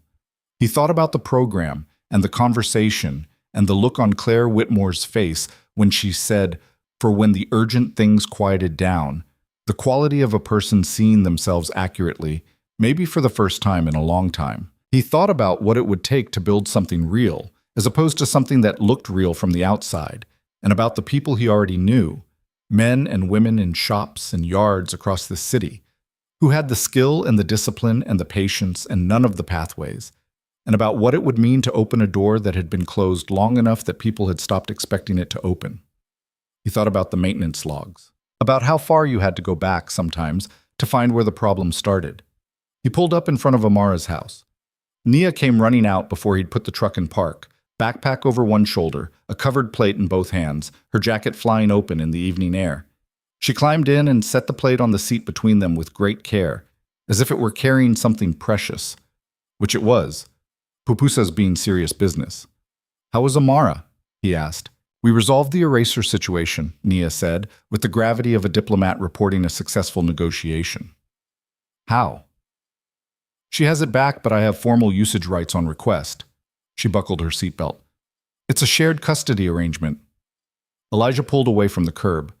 He didn't quite laugh, but the thing in his chest that was adjacent to laughing moved in that direction, warm and sudden and entirely his. Outside, Eastfield went by in the early evening, the porch lights coming on, the sound of someone's music through an open window, the corner store with its bars and its familiar face behind the counter, the streets he'd driven 10,000 times and knew the way he knew engines, by feel and by memory and by love. "Dad," Nia said. "Yeah. That article called you something today. A student in my class read it and told me." She looked at him sideways, in the particular way she had. "She said it called you a quiet revolutionary." Elijah was quiet for a moment. "What do you think about that?" Nia considered it with full seriousness. "I think it's a little dramatic," she said. "But I also think, I don't know. Maybe the quiet part is the most important part." He looked over at her. 10 years old and reading at 13 Gap-Tooth Smile and astronaut books, and the wisdom of someone who had been paying close attention to the world since before she had the words to say what she was noticing. His whole world, in 42 pounds of person. "Yeah," he said. "I think you might be right about that." They drove the rest of the way home in the particular comfortable silence of two people who know each other well enough not to fill every space, past the slowly rusting bicycle against the fence and into the narrow driveway and into the evening, which was, like all evenings before it, just an evening. Dinner to make, a bath to run, a book to read, a kitchen table to sit at, and the quiet ongoing work of a life that had been, without either of them fully noticing, in the process of changing. The pupusas were good. They were, in fact, exceptional, thick and golden and filled with cheese that pulled in long, satisfying strings. And Elijah ate 2 of them standing at the kitchen counter, while Naya ate hers at the table with the focused appreciation of someone who understood that certain foods deserved full attention. Amara's mother had sent a small container of curtido alongside, the pickled cabbage cutting through the richness exactly the way it was supposed to, and for a few minutes the kitchen was just the kitchen, warm and small and smelling like good food, the way a kitchen should smell on a Friday evening. "We should learn to make these," Nia said, not for the first time. "We should," Elijah agreed, also not for the first time. "I'm going to ask Amara's mom to teach us." "That's a good idea." Nia looked at him across the table with the expression she wore when she was deciding whether to say something she'd been holding. He recognized the expression the way he recognized most of Nia's expressions, by the quality of the pause before it, the slight gathering of her attention. "People at school are being different," she said. Elijah set down his fork. "Different how?" "Not bad." She was careful with the words, precise in the way she was always precise. "Just more. Like they're paying more attention to me because of you. And I don't know if I like it." She poked at the curtido. "Amara said I should think it's cool, but it feels strange, like they're looking at me through something instead of just looking at me." Elijah was quiet for a moment, because she had articulated something he'd been feeling for 4 days without being able to name it that cleanly. Looking through something instead of just looking, that was exactly it. The video, the article, the comments, they had all constructed a version of him that was not false, but was incomplete. The way any single frame extracted from a full life was incomplete, and people were responding to the construction rather than the man, and the distance between those two things was not always comfortable to inhabit. "That's a smart way to see it," he said. "Is that what it feels like for you, with all the people watching?" "Something like that," he said. "They're watching something that happened. They're not watching me. But it's the same thing. It's connected," he said. "It's not the same." He thought about how to explain it. You know how, when you read a book, the character in your head is never exactly the same as someone else's version of the same character, even though you read the same words? Nia nodded. "The people watching the video made a character in their heads," he said. "That character is built from 47 seconds and a caption and a comment section. I'm the whole book. Those two things are connected, but they're not the same." Nia looked at him for a long moment. "So how do you keep being the whole book when everyone wants to read the 47 seconds? Elijah looked at his daughter, 10 years old. He never stopped being astonished by her. "You just keep living your regular life," he said. "You don't perform the version of yourself that got watched. You just keep being the version that was always there." She seemed to accept this. She ate the rest of her pupusa in thoughtful silence, and then helped him clear the table, and then went through the familiar ritual of bath and book. And Elijah sat on the edge of her bed and read 2 chapters of a new book she'd started. A story about a girl who builds robots. And the night settled around them the way nights did, with its particular mercy of routine. He stayed at the kitchen table until nearly midnight, working through the practical architecture of what he'd agreed to with Claire. He had a yellow legal pad, old habit, something his father had done, working out problems on paper because the physical act of writing slowed the mind down enough to think properly. And he filled 3 pages with notes about program structure, about what genuine access looked like versus what it looked like in a brochure, about the people he already knew who would understand both the need and the shape of the solution in ways that no consultant brought in from outside the trades ever could. He wrote down names. Gerald Tate. A woman named Portia Simmons who ran a workforce development program out of the East Bay that had been underfunded for years, but had produced some of the sharpest diesel technicians in the region. A marine electrician named James Okafor, who had the credentials of a lead engineer and the paycheck of a junior technician because his path to the industry had come through a community college rather than a university, and the ceiling had been very clear and very low.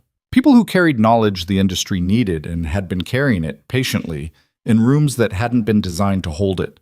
The program needed to be built around those people, not around the idea of those people. He wrote that down and underlined it. Saturday came in gray and mild, the kind of morning that the Bay produced in this season.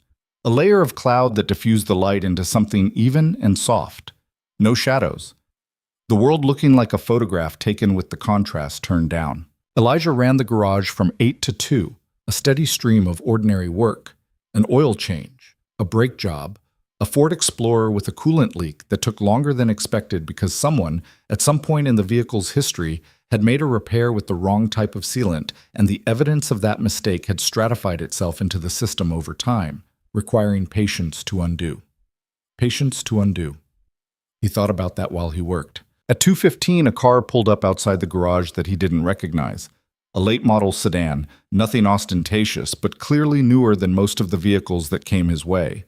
A man got out who was in his late 50s, heavy-set, wearing a canvas jacket and work boots that were more worn than any canvas jacket on that street had a right to be. He had the look of a man who had spent his life outdoors, in physical work, and carried it in the set of his shoulders and the way he moved. Economy of motion, deliberateness, the physical vocabulary of someone who had learned that unnecessary movement was wasted energy. He stood outside the open garage door and looked at Elijah with a direct, unperformative quality of attention. "You Elijah Brooks?" "I am," Elijah said, not stopping what he was doing. "Marcus Webb," the man said. "I'm a dock supervisor at Harborview. Been there 14 years. He paused. "I was on the dock Tuesday."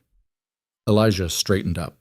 He looked at Marcus Webb, the worn boots, the canvas jacket, the direct attention, and felt the particular recognition of one working man in the presence of another, the way you recognize a language being spoken without needing to be told what language it is.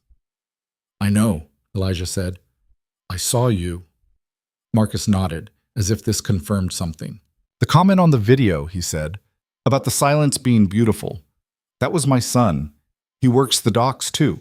Summer work, saving for community college. He paused. My boy's 19. He wants to be a marine engineer.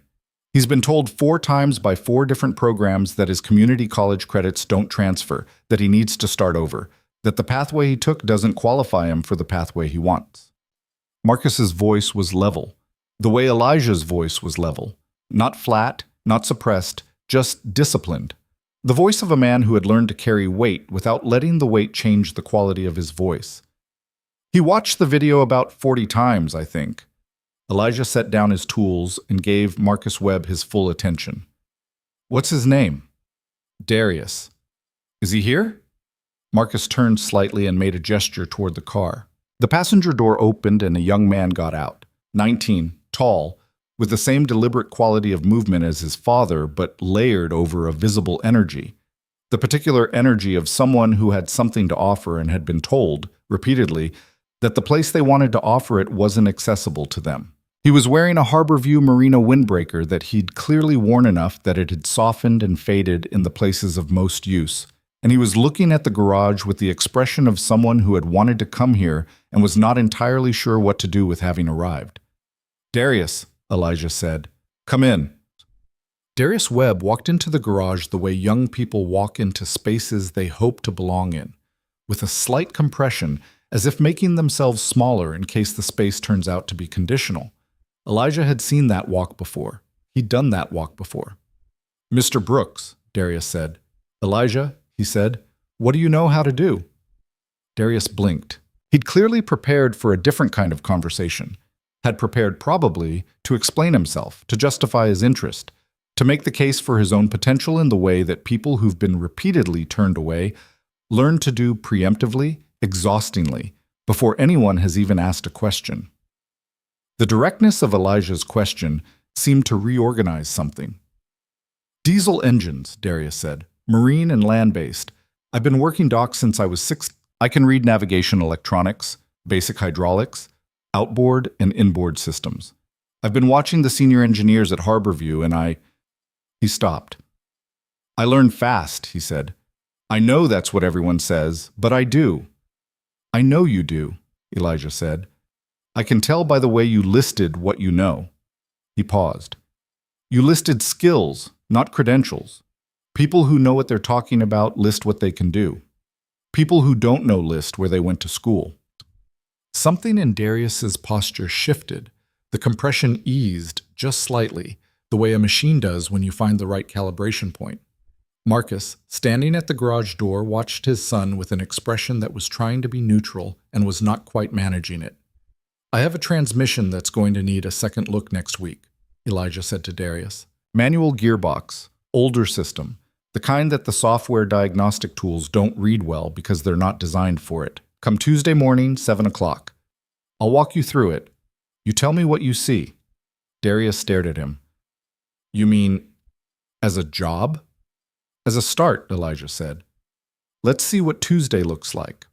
Darius looked at his father. Marcus Webb was looking at Elijah with an expression that had moved entirely out of the neutral territory and into something unguarded. The expression of a father watching a door open that has been closed for a long time. He didn't say anything. He didn't need to. Elijah understood it without words, the way he understood most things. 7 o'clock, Darius said. I'll be here. After they left, Elijah stood in his garage for a long moment, alone, in the smell of oil and metal and the particular cool of a Saturday afternoon.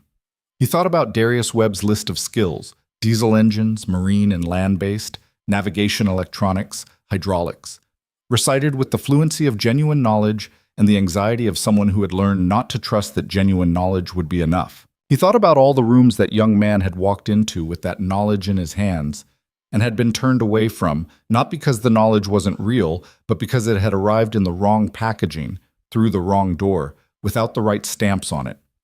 He went back to the Explorer's coolant system, which was still waiting for him. The weeks that followed had a particular quality, not the ordinary texture of Elijah's life, but not entirely outside it either. It was as if someone had turned up the resolution on the familiar world, making everything slightly more vivid, more consequential, without changing the fundamental landscape. He still worked the garage 6 days a week. He still picked Nia up from school when he could and dropped her at Miss Denise's when he couldn't. He still ate over the sink when she wasn't there to require the table and sat at the table when she was. The dishes, the bills, the slow rust on the bicycle, all of it persisted with its ordinary stubbornness. But there were also phone calls with Claire's team about program structure, held in the evenings after Nia was asleep, drafting frameworks on the legal pad and refining them through conversations with Gerald and Portia Simmons and James Okafor, who all brought their own specific and hard-won understanding of where the system failed. There were emails, more than Elijah had received in his entire life combined, he thought, which Sandra Osei had, with his permission, begun helping him manage, filtering the noise from the things that were real. There was Darius Webb, who showed up at 7 o'clock Tuesday morning, as promised, and turned out to be exactly what he'd said he was. A young man who knew engines, who learned fast, who listed skills before credentials, and who had the particular quality of attention in a garage that Elijah recognized immediately because he had it himself. Darius came back Thursday, and the following Tuesday. The transmission job became a brake system job, became a conversation about marine propulsion that went until 11 o'clock on a Wednesday night with both of them standing over Elijah's workbench, and a cross-section diagram Elijah had pulled from his files, and Marcus Webb texting his son at 10:50 to ask if he was coming home, and Darius texting back learning, home late in the distracted shorthand of someone who has forgotten to track time because the work has consumed him completely, which was, Elijah thought, the best possible sign. The national interview requests had not disappeared. They had, if anything, multiplied and diversified. Morning shows, documentary filmmakers, a book publisher whose assistant had sent a carefully formal inquiry about potential memoir or narrative nonfiction opportunities, a speakers bureau that had used the phrase inspiring story of perseverance in a way that made Elijah set the email down and not pick it up again. He turned down most of them. The ones he considered, he ran through a simple test. Was this person interested in the work or in the symbol? Was this an opportunity to say something true in a context where truth would be heard? Or an opportunity to become a story someone else would tell about a man they'd never actually understood? Most of them failed the test. He did one more interview, a radio program, not national, a local station in Eastfield that had been broadcasting for 30 years and that Elijah had listened to in the garage since he'd opened the place. The host was a woman named Carla Hutchins, who was 60 years old and had grown up 4 blocks from where Elijah now lived, and who opened the interview not with the video or the yacht or Claire Whitmore, but with, "Tell me about the first engine you ever fixed."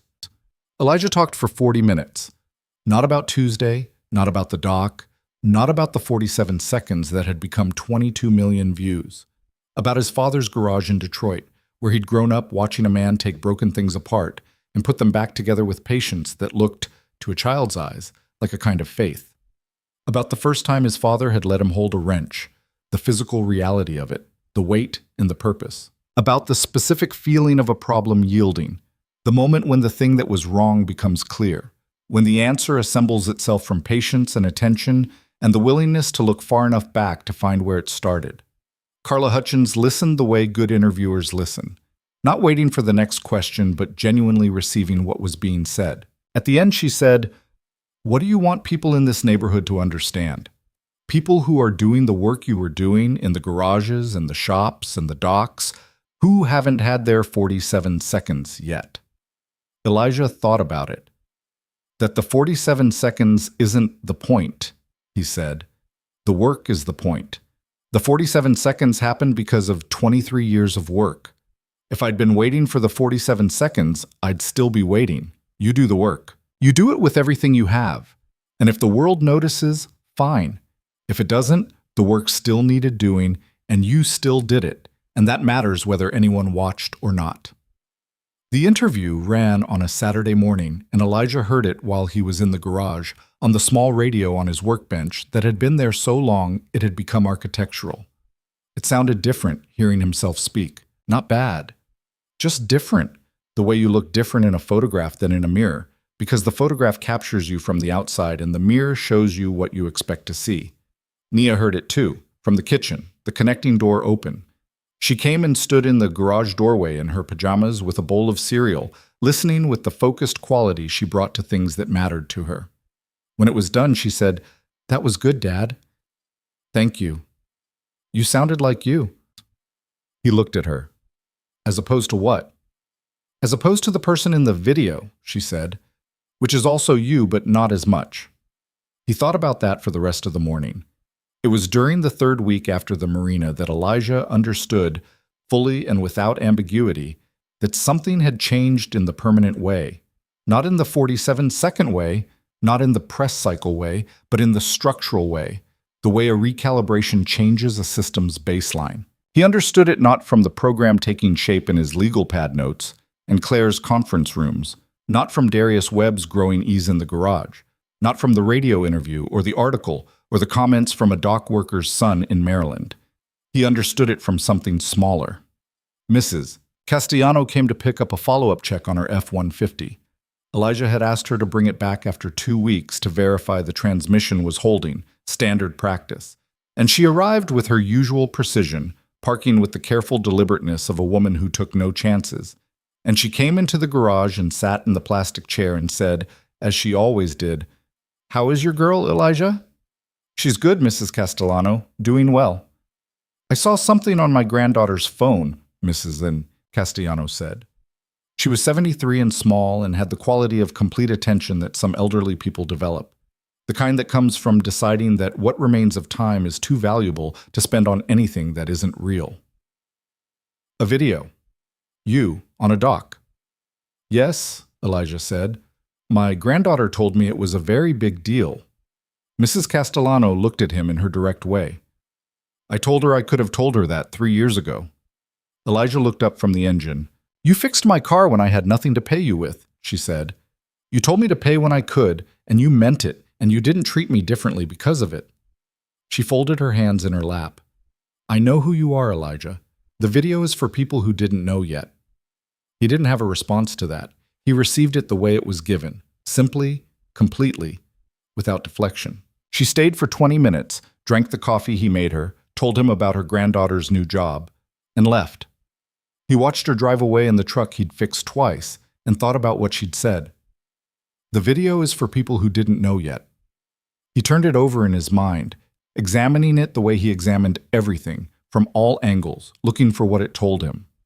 What it told him was this: the work had always mattered, the work had always been enough. The 22 million people who had watched the video had not created the value of what he did. They had merely discovered it, the way you discover that a beam is load-bearing when you try to remove it. The beam had been carrying weight the whole time. The discovery changed nothing about the beam. He went back to work. The program took its first concrete shape on a Thursday morning in Claire's conference room, 4 weeks after the dock. Present were Elijah, Gerald Tate, Portia Simmons, James Okafor, 2 of Claire's senior engineers, including Reynolds, Sandra Osei, and a woman from Claire's legal team whose name was Patricia Cho, and whose job was to make sure that what they were designing was not only real, but durable, so legally structured in a way that committed the company to the program rather than leaving it as a policy that could be quietly discontinued when the press attention faded. Patricia Cho had been the one to insist on that. She'd said it flatly at the beginning of the meeting. "We're not building a press cycle, we're building a pipeline. Those require different legal architectures." Claire had looked at her and said, "Yes," without qualification. Elijah had made a note of that exchange. The meeting went for 3 hours. It was not a smooth 3 hours. There were disagreements, substantive ones, about the selection process, about whether and how credentials should factor in, about the relationship between the apprenticeship period and the pathway to full employment, about compensation structures that would make the program accessible to people who had bills to pay and couldn't work for reduced wages while learning in a formal program. Portia Simmons argued hard on the compensation question, with the specificity of someone who had watched good programs fail for exactly that reason. Reynolds, who had been largely quiet in the first hour, turned out to have strong and useful opinions about the mentorship structure, which he'd been thinking about, he said, since the Tuesday that had prompted all of this. "What changed your mind?" Portia asked him directly. She was a woman who asked direct questions. Reynolds was quiet for a moment, then, "I've been in this industry for 31 years, he said. "I have trained a lot of people. Every one of them had a university degree before I got them. I told myself that was because it was the requirement, But I've been thinking about what Elijah found in those maintenance logs. And I've been thinking about the fact that 53 of us missed it. And I've been asking myself what that means about what the degree was actually certifying. He paused. I think it was certifying a pathway, not a capability. He looked at the table. That needs to change. It was the most honest thing Elijah had heard in a conference room in his life. He said so, and Reynolds met his eyes, and something passed between them that was not yet friendship, but was the material from which friendship could be made. By the end of the 3 hours, they had a working framework. Paid apprenticeships, genuine wages, not stipends, for 12 candidates in the first cohort. A structured curriculum designed jointly by the engineering team and Porsche's workforce program, balancing theoretical knowledge with the hands-on diagnostic work that was Elijah's specific domain. Mentorship pairs, not assigned by seniority, but matched by skill compatibility and learning style. A clear pathway to full employment with defined benchmarks that were about demonstrated capability rather than time served. And a commitment built into the legal architecture by Patricia Cho that the program would run for a minimum of 5 years with annual public reporting on outcomes. Claire Whitmore, who had been mostly quiet during the 3 hours, listening with the quality of attention of someone who has decided to learn rather than lead, looked at the framework on the whiteboard at the end and said, "This is real." "It needs to be," Portia said. "It is," Claire said, and then, looking at Elijah, "Thank you for not letting me make it into something smaller." Elijah thought about that on the drive back to Eastfield, about the impulse that powerful people had, the impulse he understood because he'd watched it operate from the outside his whole career, to make the real thing into a smaller, safer, more manageable version of itself, a version that could be controlled and branded and discontinued without consequence. He'd pushed against that impulse in 3 weeks of conversations and emails and yellow pad pages, and Claire had let him push, which was the thing that had decided whether any of it was worth doing. He stopped at the grocery store on the way home. He bought rice and beans and chicken and the specific brand of orange juice that Nia would not substitute for any other, and he stood in the checkout line with his basket and his legal pad still tucked under his arm. And the woman in front of him turned around and did the slow double take and said, "Are you?" and then stopped herself with a slight laugh. "Sorry, you probably get that a lot." "A little," Elijah said. "My brother is a mechanic," she said. "In Cleveland. He watched your video. He called me crying." She said it simply, without drama, the way you say something that is just a fact about the world. He said it was the first time in 20 years he felt like someone understood what he did. Elijah looked at her. She was in her 30s, tired in the way that people with full lives and not enough hours in them are tired, and she was holding a basket with the specific combination of items, kids' cereal, ibuprofen, a pre-made rotisserie chicken, that told its own story of a week running short on time. "Tell him," Elijah said, "that the work he does keeps people moving. That matters every single day, whether anyone says so or not." She looked at him for a moment. Her eyes went slightly bright. "I will," she said. "Thank you." He paid for his groceries and walked out into the parking lot, which was just a parking lot, concrete and cart corrals and a guy on his phone leaning against a minivan, and got into his truck and sat there for a moment before starting the engine. He thought about the brother in Cleveland who had cried, about Marcus Webb's face in the garage doorway watching a door open, about Darren Watts and his second-gear smooth gearbox and his father the plumber, about Mrs. Castellano, who had known who he was 3 years before 22 million people discovered it, about Darius Webb, who showed up at 7 o'clock and didn't stop asking questions. He thought about his father's garage in Detroit, about a child holding a wrench for the first time, feeling the weight and the purpose of it, about the moment a problem yields, the way the thing that was wrong becomes clear, the way patience and attention and the willingness to go back far enough assemble into an answer, about the quiet that falls over a marina when an engine roars back to life and everyone who doubted stops being certain. He thought about Nia's drawing, the 2 figures with the wrench and the book, both the same height, both smiling, the world outside the frame irrelevant for the moment, the frame holding only what mattered. He started the truck. He had chicken to cook and a program to finish designing and a daughter to get home to, and Darius Webb was coming at 7 tomorrow morning, and there was a marine hydraulics problem in a 20-page technical manual on his workbench that he'd been meaning to work through for 2 weeks, and the bicycle was still against the fence slowly rusting, and at some point this week he needed to call the orthodontist. The ordinary life, pressing forward with its irreplaceable weight. He pulled out of the lot and drove toward home, and the evening came down around Eastfield the way it always did, unhurried and indifferent and entirely itself. And somewhere in the city, a boat moved across the water with its engine running clean, and in a garage in the East Bay, a woman who'd been waiting for a pathway finally had one. And in Cleveland, a mechanic who hadn't felt understood in 20 years was going to get a phone call from his sister. The work was the work. The work was enough. And Elijah Brooks drove home. The orthodontist's name was Dr. Priya Anand, and her office smelled like antiseptic, and the faint sweetness of the flavored fluoride that dental offices kept in small plastic cups for the children who needed coaxing.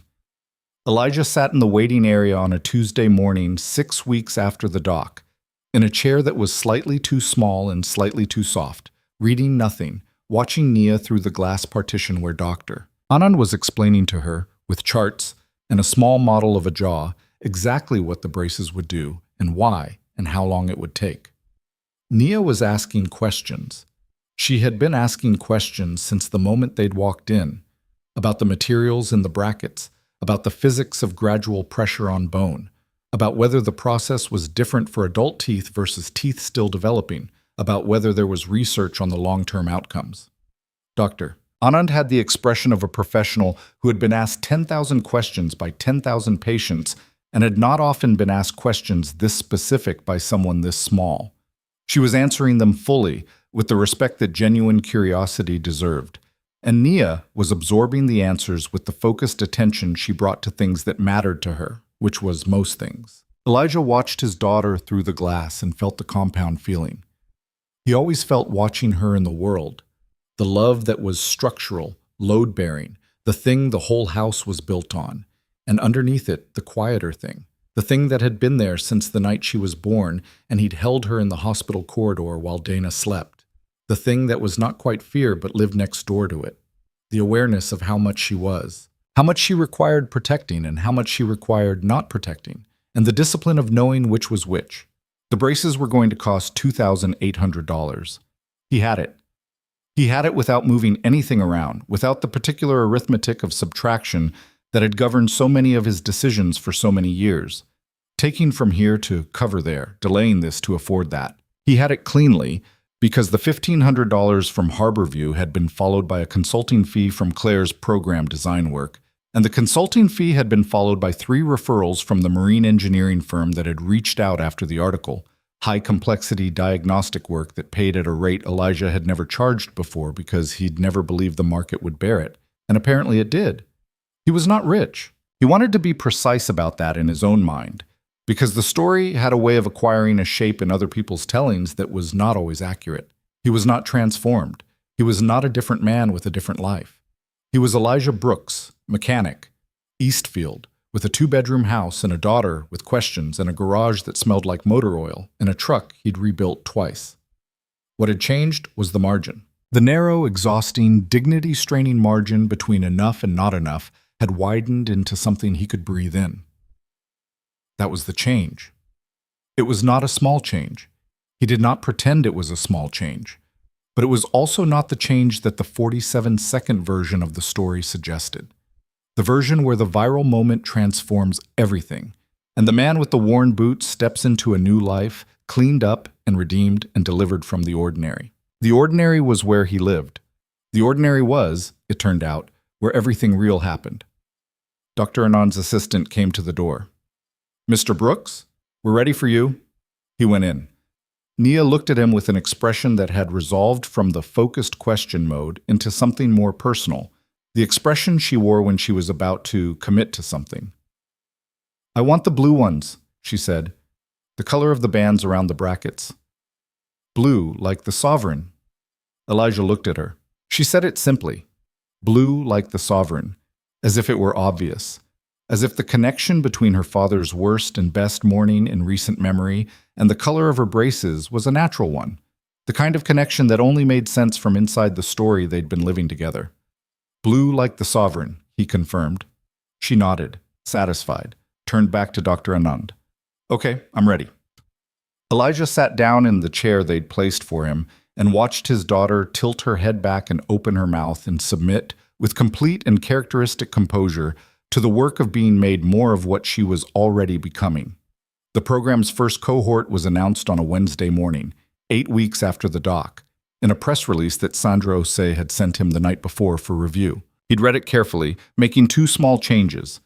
The language in one paragraph had softened something that needed to remain sharp, and a phrase in the 3rd section had, without meaning to, turned the program into a story about Claire Whitmore's transformation rather than about the 12 people who had been selected to change their lives.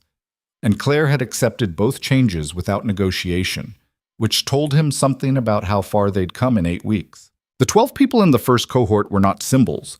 They were a diesel technician from Oakland who had been doing the work of a lead engineer at associate pay for 6 years, a marine electrician's apprentice from the Eastfield waterfront who had been passed over for a formal program 3 times because her community college didn't appear on the approved institution list, a 22-year-old from the Central Valley who had been fixing agricultural equipment since he was 14 and had more diagnostic hours than most credentialed engineers twice his age, a 40-year-old man who had spent 15 years in facilities maintenance and had taught himself hydraulics from library books because the formal courses cost more than he made in a month.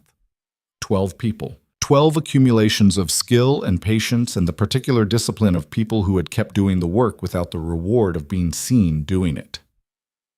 Elijah had been involved in selecting all 12, and he had applied to every candidate the same criterion he'd described to Darren Watts in the garage that first Saturday. They listed what they could do before they listed where they'd been. Darius Webb was one of the 12. Marcus had called Elijah the night the selections were announced, and the call was short. Marcus was not a man who used many words, but what was in the few words he used carried the full weight of a father who had watched his son walk into rooms and be turned away, and had kept believing, against the evidence, that eventually the right room would open. "Thank you," Marcus said. "I won't forget this." "Darius earned it," Elijah said. "Every Tuesday and Thursday morning in my garage. He earned it." "I know," Marcus said. "But you gave him the Tuesday mornings." Elijah didn't have an answer for that. He received it the way Marcus had given it, directly, without deflection, and let it sit. Career day at Nia's school fell on a Friday in early November, which was the kind of day the Bay Area produced in that month. Clean and sharp, the air carrying the first real suggestion of winter, the sky the particular deep blue that appeared when the marine layer finally burned off and the light came through without obstruction. Elijah had agreed to come 3 weeks earlier, when Nia had asked him with the combination of directness and vulnerability that she deployed for things she genuinely wanted. Not the 10-year-old's manipulation, but the more honest request of a child who understands that asking is a form of trust. He'd said yes immediately. Then he'd thought about what he was going to say, in the way he thought about important things. Not on paper this time, but over days of ordinary work. The thoughts assembling themselves gradually in the background, the way diagnostics assembled themselves while his hands were busy with something else. He arrived at the school at 9:30. The gymnasium had been set up with tables arranged around the perimeter, each one occupied by someone's parent with a poster or a display or a sample of their work, a nurse with anatomical diagrams, a contractor with blueprints and material samples, a woman who was a chef with small portions of food in paper cups that the children were gravitating toward with undisguised priority. Elijah's table had a simple setup, his canvas tool bag, his notebook, and a cross-section diagram of a marine engine that he'd printed out and taped to a piece of cardboard. No poster, no corporate branding. He recognized 2 of the other parents, a man he'd nodded to at school pickups whose name he'd never learned, and Amar's mother, who waved at him with the warmth of someone who had sent pupusas on a significant occasion and considered this a bond. He set up his table and waited. The children came through in groups, rotating from table to table with the organized looseness of elementary school field trip energy, half listening, half moving, fully looking for the thing that would catch and hold them. Nia's class came through at 10:15. He saw her at the back of the group, walking with Amara, deliberately not looking at him yet with the specific casualness of a child trying not to give away how much she cared. The class's teacher, Mrs. Patterson, gathered them in front of Elijah's table. "This is Mr. Brooks," she said. He is a master mechanic and diagnostic specialist. She said it with the particular warmth of a teacher who has looked up a parent before career day and knows she is presenting someone worth presenting. 24 faces looked at Elijah. The range of attention across them was the range you always saw in any room. The deeply engaged, the politely present, the actively elsewhere. He looked back at them without performance, without the bright energy that some of the other tables had deployed to compete for attention. He just looked, the way he looked at a machine before he touched it, giving the moment its proper weight. "What do you actually do?" a boy in the front row asked. Not rudely, with the directness of a child who hasn't yet learned to soften genuine inquiry. "I fix things that are broken," Elijah said. "What kind of things?" "Engines, mostly. Trucks. Sometimes boats. Anything with moving parts that has stopped moving the way it should." "How do you know how to fix them?" a girl near the middle asked. "I learned," Elijah said. "From my father, first. Then from doing it, over and over, for a long time. The doing is the most important part. You can read about how an engine works. You learn how an engine works by putting your hands on it." "Did you go to college?" another child asked. "I went to a technical program," Elijah said. 2 years, it gave me a foundation, but most of what I know I learned in the work." He paused, looking at the 24 faces. "I want to tell you something that people don't always say out loud. There are a lot of different ways to become good at something. The way with the most letters after your name at the end is not always the way that makes you the best. The way that makes you the best is the one where you pay the most attention." He paused again. "The one where you learn to listen." "Listen to what?" the direct boy in the front asked. "To the thing you're working on," Elijah said. "Engines make sounds that tell you what they need, if you know how to hear them. Problems in any system, not just machines, leave traces, if you're patient enough to look for them." He thought about the maintenance logs, about 11 months of accumulated compensation, about the deferred thing. "Most problems aren't brand new," he said. "They're old things that didn't get finished. And the most important skill you can develop is the patience to go back far enough to find where it started." The room had gone quiet in the way rooms went quiet when something was being heard rather than just received. Mrs. Patterson, standing to the side, had the focused expression of a teacher who has stopped managing the moment and started listening to it. Nia, in the back of the group, was looking at him now, not with the casual on-purpose look of before. Directly, fully, the gap-toothed smile present but held in, the serious eyes doing what they always did, reading him from the outside, assembling the whole book from what she could see. "Are you famous?" a small girl in a yellow sweater asked. She said it with the innocent precision of a child for whom famous was a category that explained certain things about certain adults. A few children laughed. Elijah didn't. "I had a moment that a lot of people saw," he said. "That's different from famous. Famous means people know who you are. What happened to me was that people saw one thing I did on one morning. They don't know who I am." He paused. "My daughter knows who I am. My neighbor, Mrs. Castellano, knows who I am. The men and women I work with know who I am. That's enough." The girl in the yellow sweater considered this with great seriousness. "Okay," she said, apparently satisfied.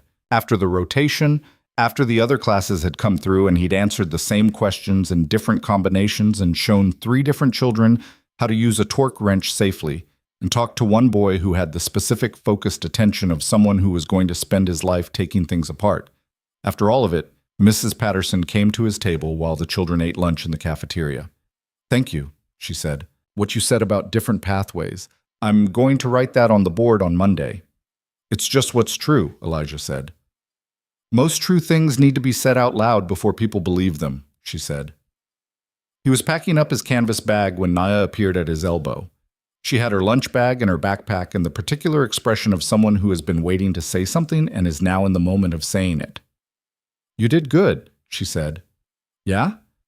"The part about listening." She adjusted the strap on her backpack. "That was the best part."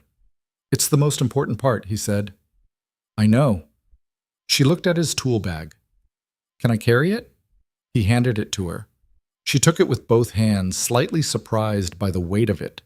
The tools inside, the accumulated material weight of what the bag represented, and then adjusted her grip and held it steadily. She walked beside him out of the gymnasium and into the school corridor, carrying it with the concentration of someone carrying something that matters. They walked through the corridor together, past the art projects on the walls and the trophy case and the principal's office with its glass window, and out into the clean November morning, the sky that deep, impossible blue, the air sharp and honest, the bicycle rack at the edge of the parking lot holding a row of locked wheels pointing in every direction. Elijah's truck was at the far end of the lot. They walked toward it, the canvas bag swinging slightly in Nia's hands, both of them quiet, the school sounds fading behind them. He thought about everything and nothing, the way you think when you're in a moment that is exactly what it is, complete in itself, not building toward the next thing but simply present in its own weight. "Dad?" Nia said. "Yeah." "I've been thinking about what I want to be." She said it carefully, in the tone she used for things she'd been turning over for a while. "I used to say astronaut." "I know. I still might want that." She looked at the truck. "But I also think I might want to build the engines that go in the rockets." A pause. "Is that weird?" Elijah stopped walking. He looked at his daughter, the gap-toothed smile, the serious eyes, the canvas tool bag held in both hands, the November light making her look, in this moment, like someone just at the beginning of everything she was going to be. "That's not weird," he said. "That's exactly right."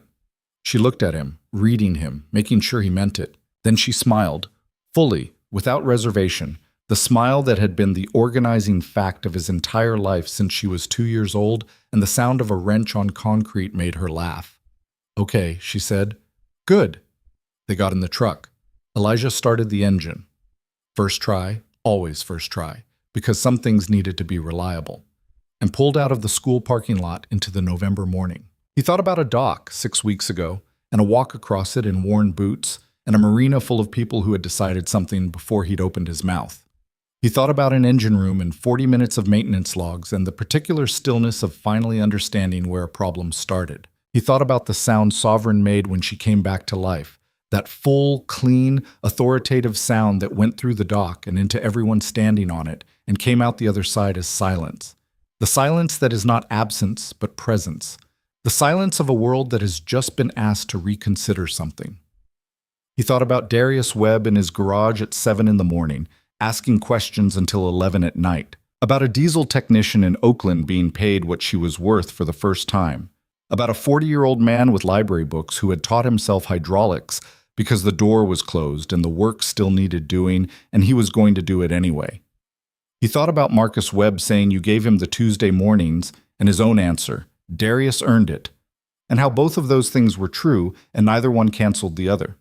He thought about Mrs. Castellano and the way she'd said the video is for people who didn't know yet, which was the most precise description of everything that had happened that anyone had offered him, and she'd said it in a plastic chair in his garage the way she said everything, simply, without requiring it to be more than it was. He thought about Nia, 6 weeks old in a hospital corridor, the whole future of her radically unknowable, the love for her already complete, already structural, already the thing the whole house was built on. He merged onto the main road and drove through Eastfield, which was itself. The grocery store with the bars on the windows, the corner store, the school where he'd gone as a boy and where Nia was now going, the streets he'd driven until he knew them by feel, the neighborhood that had held him and frustrated him and been the ground under his feet through everything. The bicycle was still against the fence at home. He was going to bring it in today. He was actually going to do it. "Can we make the pupusas this weekend?" Nia asked. "I'll call Amara's mom. She said she'd teach us on Saturday." Nia looked out the window. "Amara's coming too.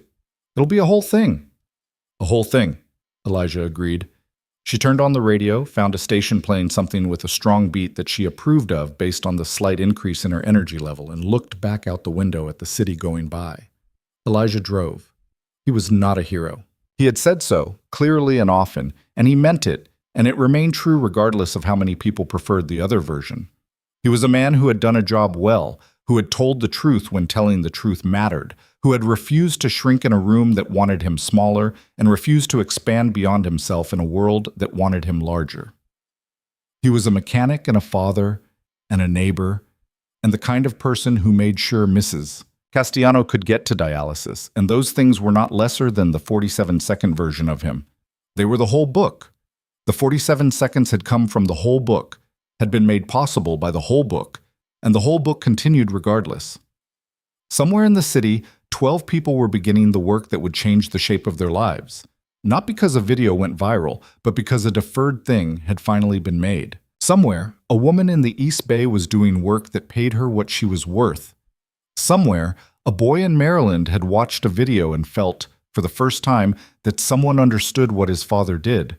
Somewhere, a dock worker's son was asking questions in a garage and not stopping until he had answers. And here, in a truck on a Tuesday in November, a man was driving his daughter home through the ordinary streets of his ordinary life, the engine running clean beneath them, the November sky, that deep, impossible blue above them, the canvas tool bag on the back seat between her backpack and his notebook. All of it together, all of it enough. Elijah Brooks drove home. He brought the bicycle inside that afternoon.